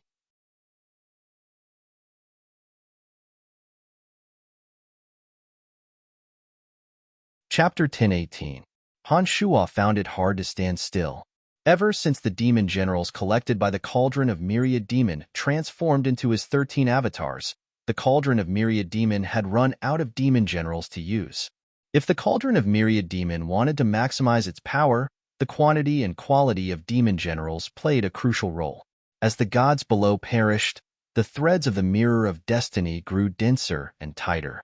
Han Shuo was itching to snatch the divine souls from the Goddess of Destiny. However, the threads of the Mirror of Destiny corresponded to the threads of Destiny and formed a giant net that could resist Eternia. If he used the cauldron of Myriad Demon to collect some of the divine souls, he might be able to reduce the power of the giant net and increase the suction force of Eternia on the quintessence, affecting all 12 quintessence overgods. If that happened, Han Shuo would become everyone's target. All of the quintessence overgods would glare at him, and some might even attack him. It was for this reason that Han Shuo did not say anything to Fernando, the overgod of space. He did not dare to make a move. Although he had all sorts of misgivings, he couldn't help but feel a little uncontrollable when the thought arose. The divine souls down there were so many of them that he was fatally tempted. He really wanted to snatch a portion of those divine souls from the Goddess of Destiny for his own use. Han Shuo's mind raced as he suddenly hardened his heart and thought of an excuse to attack. At that moment, a jet of black light flew out from the depths of the pandemonium and shot toward the Dominion of Destiny like a bolt of lightning. The fringe was not far from the Dominion of Destiny. The cauldron of Myriad Demon accelerated to its maximum speed and arrived at the center of the battlefield in no time at all. The cauldron of Myriad Demon concealed its energy and cautiously roamed the battlefield, quietly absorbing the divine souls that had just perished. In no time at all, the cauldron of Myriad Demon had collected more than 100 divine souls. Secretly delighted, Han Shuo chatted with the overgod of space and Fernando while watching the faint jet of black light and the cauldron of Myriad Demon's divine souls. The power of those 7 old women is a bit too terrifying. At this rate, the dominions of light, water, and life wouldn't be able to do much damage to the Dominion of Destiny. Look, those who have died are the people from the 3 divine dominions. The Destiny Dominion hasn't suffered many losses. Looking down, Han Shuo talked to Fernando so that he wouldn't notice what he had done. Not necessarily. Fernando smiled. There's no way Astinx doesn't know how strong the Destiny Dominion is. If he dares to send his subordinates to cause trouble in the Destiny Dominion, he must have some other tricks up his sleeves. Otherwise, Astinx wouldn't do something so uncertain. Besides, it's not just the Dominion of God of Light this time. The Dominion of Water and the Dominion of Life aren't easy to deal with either. If the 3 dominions join forces against the Dominion of Destiny, they won't be at a disadvantage. As if to cater to the God of Space's words, the situation below suddenly changed as soon as he finished speaking. A few pseudo-overgods suddenly appeared behind the dominions of light, water, and life. They seemed to have been discussing how to deal with the 7 old crones. Now, they immediately pounced on the old crones. One of them was Jar, one of the guardians of light from the God of Light. He had been reborn under the power of the God of Light. He was still wearing the holy golden armor and looked majestic. Apart from Jar, the God of War from the God of Light, There were also pseudo-overgods from the dominions of water and life. The pseudo-overgod from the water dominion was a beautiful woman. She twisted her body into the battlefield as if she had no bones. She didn't seem to attack, but a pool of water suddenly appeared beside the 7 old crones and drowned them all. Another man who cultivated in the force of life praised the goddess of life loudly. The force of life rippled across the battlefield, and all the experts from the dominions of light, water, and life who were injured but not dead were instantly revived. They had regained their peak combat strength. The 3 pseudo-overgods weren't the only ones who joined the battle. There were also 2 pseudo-overgod experts who surrounded the 7 old crones from the left and right. They blocked the power of the stars from outer space and closed in on the 7 old crones. Every time the 7 old crones took a step back, many gods from the dominion of destiny would be killed. They no longer had an absolute advantage. After all the pseudo-overgods from the dominions of light, life, and water joined the battle, the dominion of destiny's defense was gradually showing signs of collapsing. As a result, the 2 sides were evenly matched. The dominions of light, life, and water even seemed to have the upper hand. Han Shuo was in a very good mood as he watched the battle unfold. He couldn't wait for the blood to flow like a river. The gods who were engaged in battle did not notice a faint black light floating above the battlefield. It was gently hovering between the 2 sides and sucking the divine souls into the cauldron of myriad demon. Another 300 divine souls were sucked into the cauldron of myriad demon without them noticing. The cauldron of myriad demon became even more active after obtaining the energy of the divine souls. Gradually, it stopped hiding and became more ferocious and greedy when it absorbed the divine souls. Wherever the black light passed, the divine souls that had yet to dissipate would be sucked into the cauldron of myriad demon. Damn it, I'll be discovered sooner or later.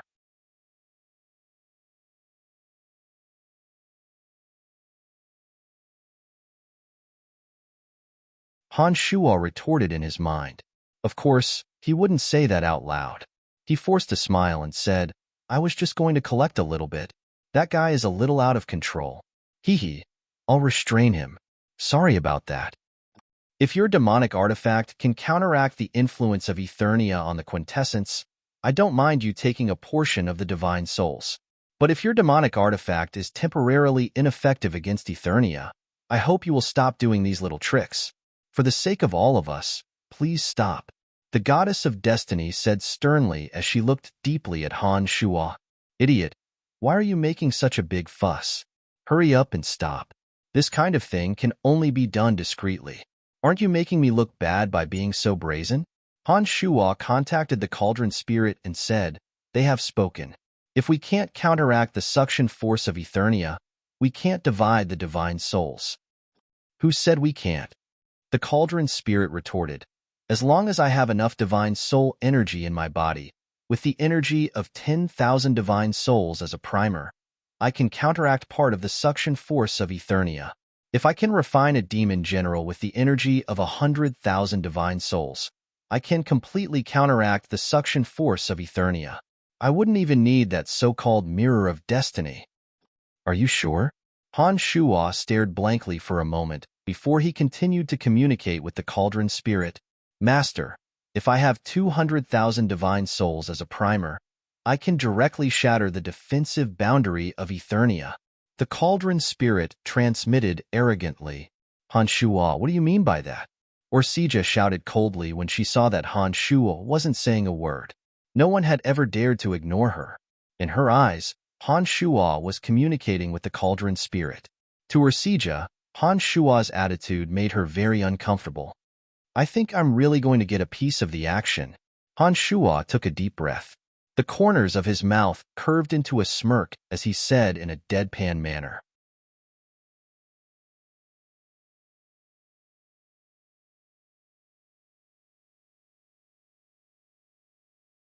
Chapter 10:19. Orsija had been a little displeased before, but after hearing what Han Shuo had to say, Orsija's expression turned ugly. She glared at Han Shuo with undisguised anger. Han Shuo, do you think it's child's play to collect divine souls with my mirror of destiny? Without the power of those divine souls, Eternia will become more and more attractive to the quintessence.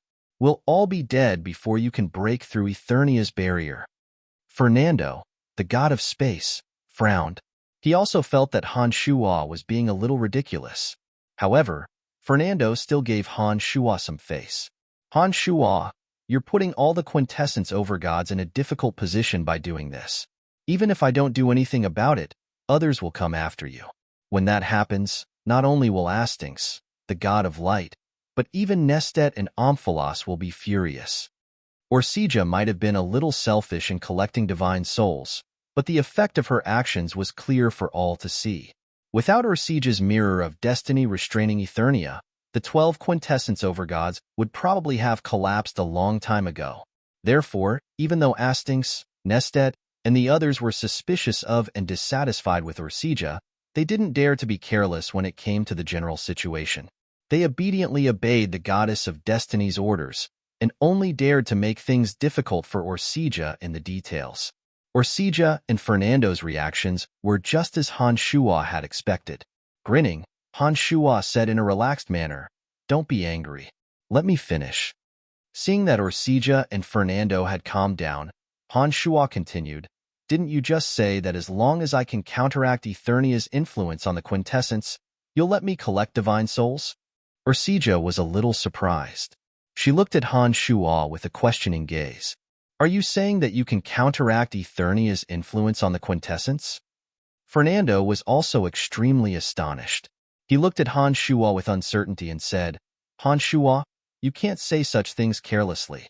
If you're not careful, everyone will be finished." "Do I look like the kind of person who would joke about something so important?" Han Shuo said seriously. "I can guarantee that as long as I collect enough divine souls, it can also counteract Eternia's influence on your quintessence.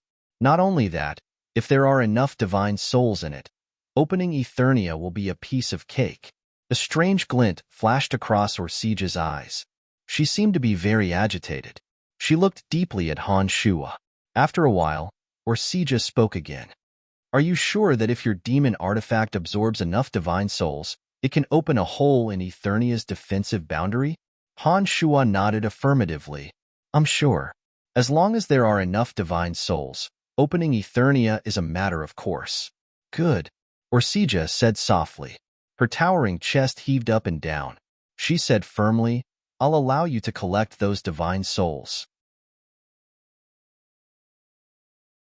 But if you can't break Eternia's boundary after collecting enough divine souls, you should know the consequences even if I don't do anything." Orsija glanced at Fernando. Her voice became calm. "Fernando, this matter concerns all the quintessence overgods. Please gather everyone." Fernando nodded. He used the power of space to create a spatial tunnel out of thin air. He brought the other 10 quintessence overgods to the Shrine of Destiny. "What now?" Astings smiled peacefully. It was as if he hadn't summoned the people outside to attack the Destiny Dominion. Nestet looked puzzled. He looked at Fernando, then at Han Shuo. "What's wrong? It seems like there's something important to discuss." Orsija frowned when she saw Astings, Manju, and Lena. She seemed displeased that the 3 of them were attacking the Destiny Dominion. She explained the situation to them when Nestet asked. Astings, Manju, and Nestet were in an uproar. They looked at Han Shuo suspiciously.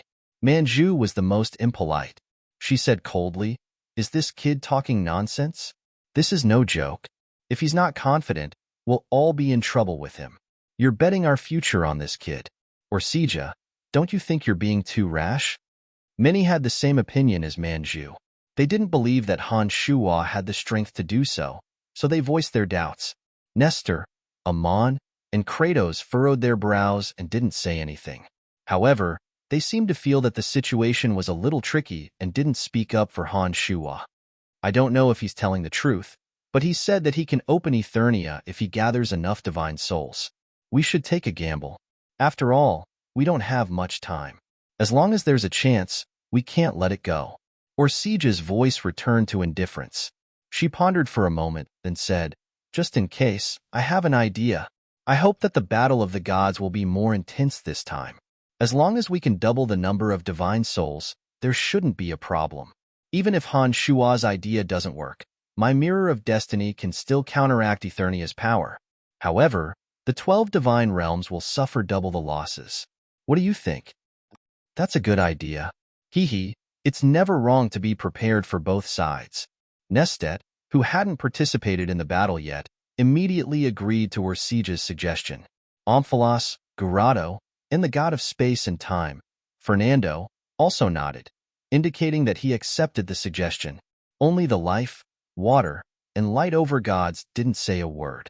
They were the ones who had suffered the most in this battle. If they followed Orsija's suggestion, it would mean that the battle would be even more intense, which wasn't a good thing for them. What do you say, Orsija? Asting's smile faded as he looked at the goddess of destiny solemnly. I think we can give it a try. If he can really open Eternia, it'll be worth it to sacrifice more divine souls. At the very least, we can protect ourselves and kill her before she comes out of Eternia, Orsija said. Hee, Astings, don't tell me you're afraid. Orsija isn't afraid, and you have the upper hand now. What are you worried about? Nestet mocked, gloating. All right, Astings shouted and laughed. Since you, Orsija, aren't afraid, why should I be? Manju Lena, we can't lose in terms of momentum. As he spoke, Astings looked at Orsija from the corner of his eyes, no longer concealing the provocation in his eyes. Manju and Lena, the two goddesses, had always listened to Asting's opinion. Hearing him say that, they nodded in agreement. Kid, if you can't open Eternia when the time comes, I'll let you know what it means to be better off dead than alive. Manju gnashed her teeth and glared at Han Shua, the culprit, coldly threatening him. Shrugging his shoulders, Han Shua was unperturbed by the compliments and humiliation. He chuckled. Don't worry, I won't let you down.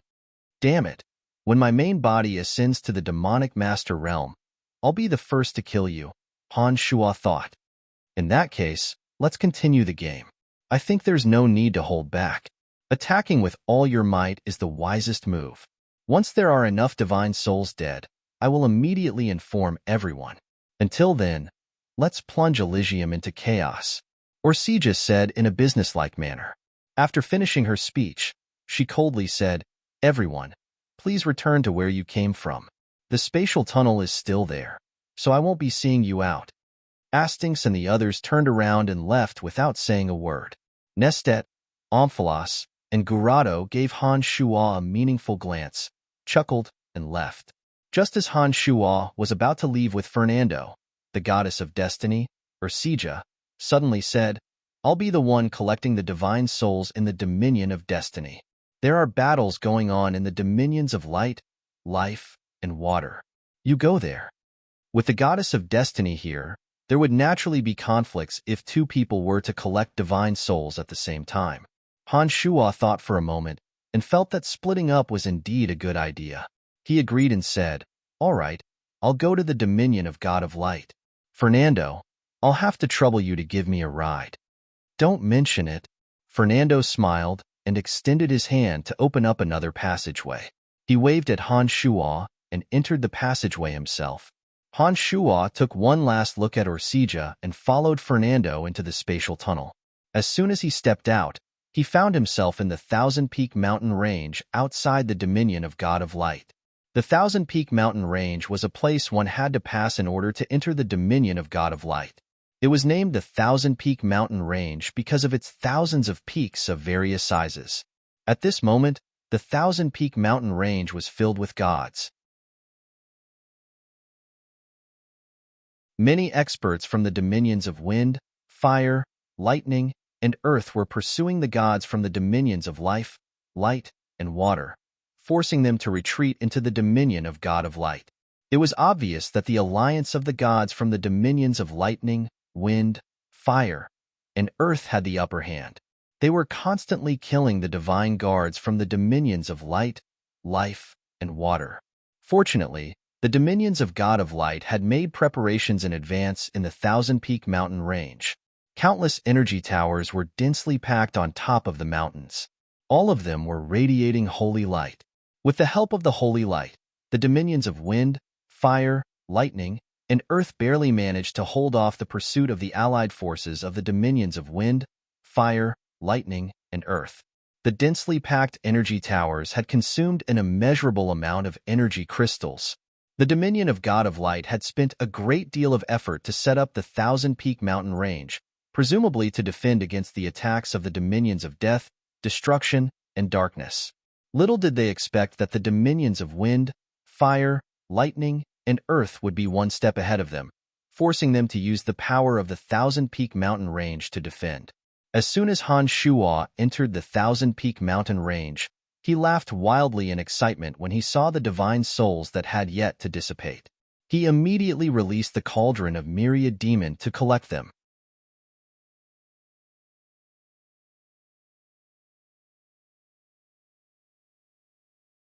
Chapter 1020. To Han Shuo, the one thing he loved the most was the death of others. In Han Shuo's eyes, the divine souls drifting in the air were like elixirs. If there was anyone more excited than Han Shuo, it would undoubtedly be the cauldron of myriad demon. It transformed into a streak of black light and sped across the thousand-peak mountain range at lightning speed. As Han Shuo's natal demonic artifact, the cauldron of myriad demon grew stronger and stronger as Han Shuo's state of mind changed. Although the one truly controlling the cauldron of myriad demon was Han Shuo's body hidden deep in the pandemonium, the sentient cauldron of myriad demon could still unleash terrifying power even without the help of Han Shuo's body. Wherever the cauldron of myriad demon passed, the divine souls that had yet to dissipate were sucked into it. After circling around the thousand-peak mountain range, 600 divine souls were sucked into the cauldron of myriad demon. The goddess of destiny, or Sija, kept her promise. The divine souls of the dead gods were still roaming around the thousand-peak mountain range. Naturally, they couldn't escape Han Shuo's clutches. The more intense the battle below, the more excited Han Shuo became. Soon, the gods from the dominions of life, light, and water could no longer hold on. The energy towers in the thousand-peak mountain range were almost depleted. At this point, it was clearly not a good idea to continue fighting the experts from the dominions of fire, lightning, wind, and earth. Therefore, they retreated. This way, the battle was no longer as intense. Under the cover of the energy towers in the thousand-peak mountain range, the gods from the dominions of life, water, and light only suffered a few casualties. Under the pursuit of the experts from the dominions of earth, they ran in an orderly manner towards the first city of the god of light, Holy Light City. Han Shuo, Nestet sent a message saying that they are going to attack the dominion of earth. Tell your men to gather at the dominion of destruction. As Han Shuo watched the cauldron of myriad demon collect the divine souls with a smile, Fernando suddenly spoke.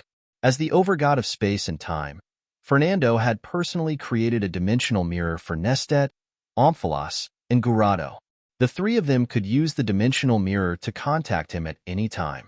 So Fernando knew their situation like the back of his hand. Oh!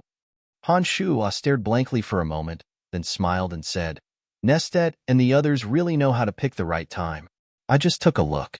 Among the experts from the wind, fire, thunder, and earth dominions, the earth dominions have the most people. Of the wind, fire, lightning, and earth dominions, the destruction dominions were the closest.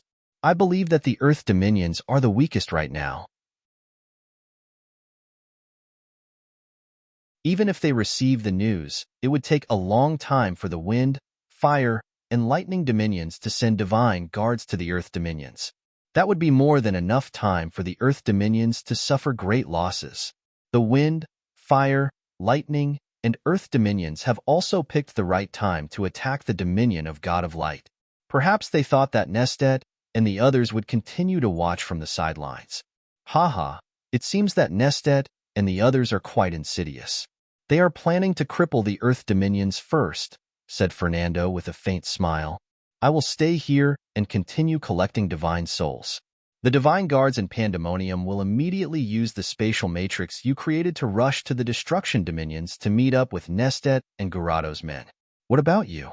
Will you return to the space dominion? Asked Han Shuo. He very much agreed with Nestet and the others. Yes, I'll return to the space dominion and make some arrangements. Then, I'll go to the destruction dominions to look for Nestet and the others. If you need anything, just use the spatial mirror to communicate with me.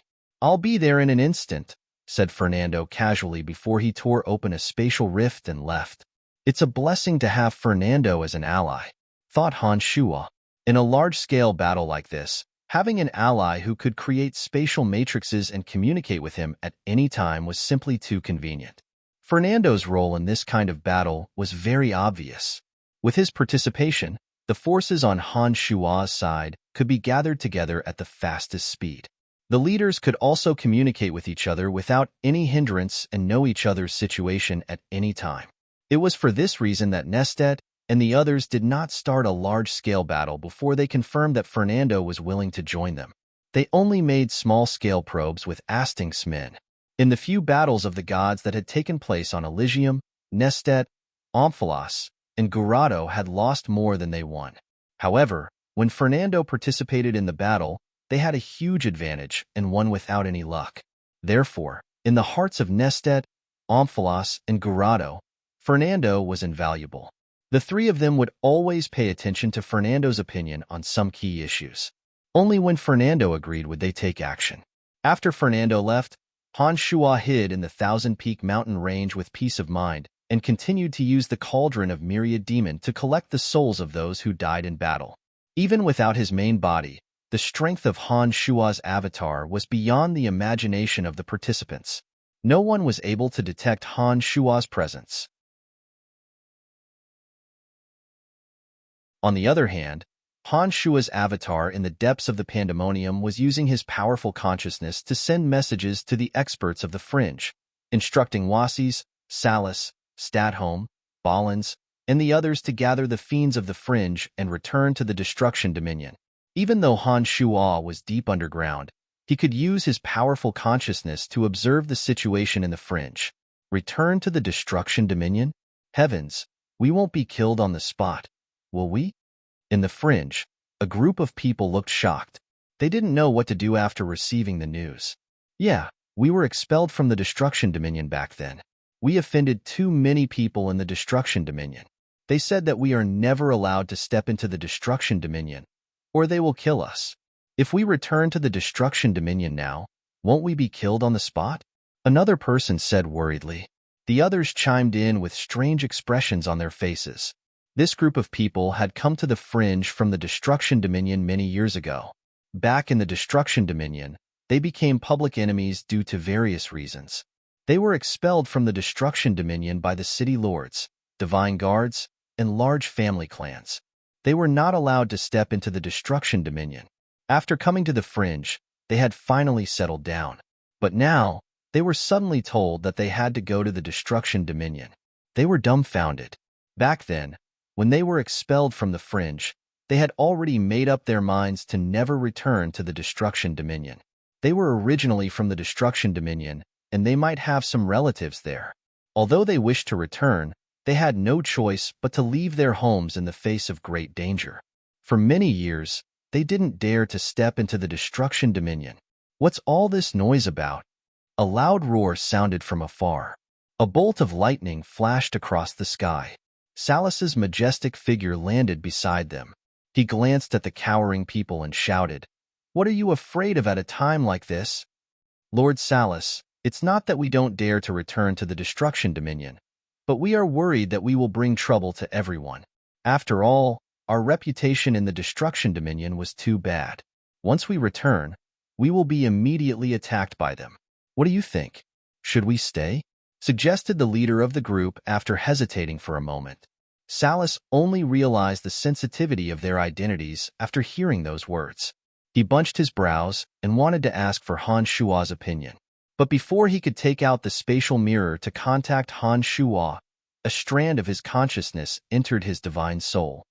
"Don't worry, let them go. Gurado has already given the order. No one will dare to touch them. As long as you are from the Hexapolis, even if you were expelled from the dominions of death, darkness, and destruction, you can return to them.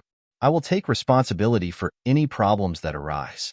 Salas immediately put on a smile. He glanced at the trembling people and proudly said, "That person from the pandemonium said that as long as you are from the death, darkness, and destruction dominions. You can go there without any problems. After a short pause, Salus continued, "This is the result of his communication with the quintessence overgods from the three dominions." As soon as those words were spoken, the fiends from the death, darkness, and destruction dominions all boiled over. Their faces were flushed with excitement, as though they were bleeding. They hugged each other and danced with joy on the streets of the Hexopolis. These demon gods from the death, darkness, and destruction dominions were all natives of the three dominions. They might still have friends and family in the three dominions, but due to various reasons, they could never return to the death, darkness, and destruction dominions. Only they knew how painful it was for them to go through such an unforeseen experience. They had never thought that they would be able to return to the three dominions. When they suddenly heard Han Shua's promise, their excitement was unimaginable. They laughed maniacally and loudly praised Han Shua, praising Han Shua to the heavens. All right, all of you damn fellows, shut up. Line up and enter the spatial magic array obediently," shouted Salus. A rare smile appeared on his face. How could Salus not want to return to the Dominion of Lightning? Salus used to be a mighty figure in the Dominion of Lightning. Even now, there were still people he couldn't let go of. Even though he had the strength of a demi-overgod, he only dared to sneak back to the Dominion of Lightning, fearing that he would be discovered and attacked by the divine guards of the Dominion of Lightning. He was afraid that the quintessence overgod would kill him. After today's events, Salus seemed to see the hope of openly returning to the Dominion of Lightning. Not only that, the next time he returned to the Dominion of Lightning, he would not have to hide his identity and attack his former enemies. He wouldn't have to worry about the quintessence overgod killing him. At the thought of this, even Salus could not control the excitement in his heart. Therefore, he could completely understand the expressions of these fellows. You're tuning in to the Warrior Lore YouTube channel. Don't forget to subscribe and join us on this journey to catch the most captivating stories.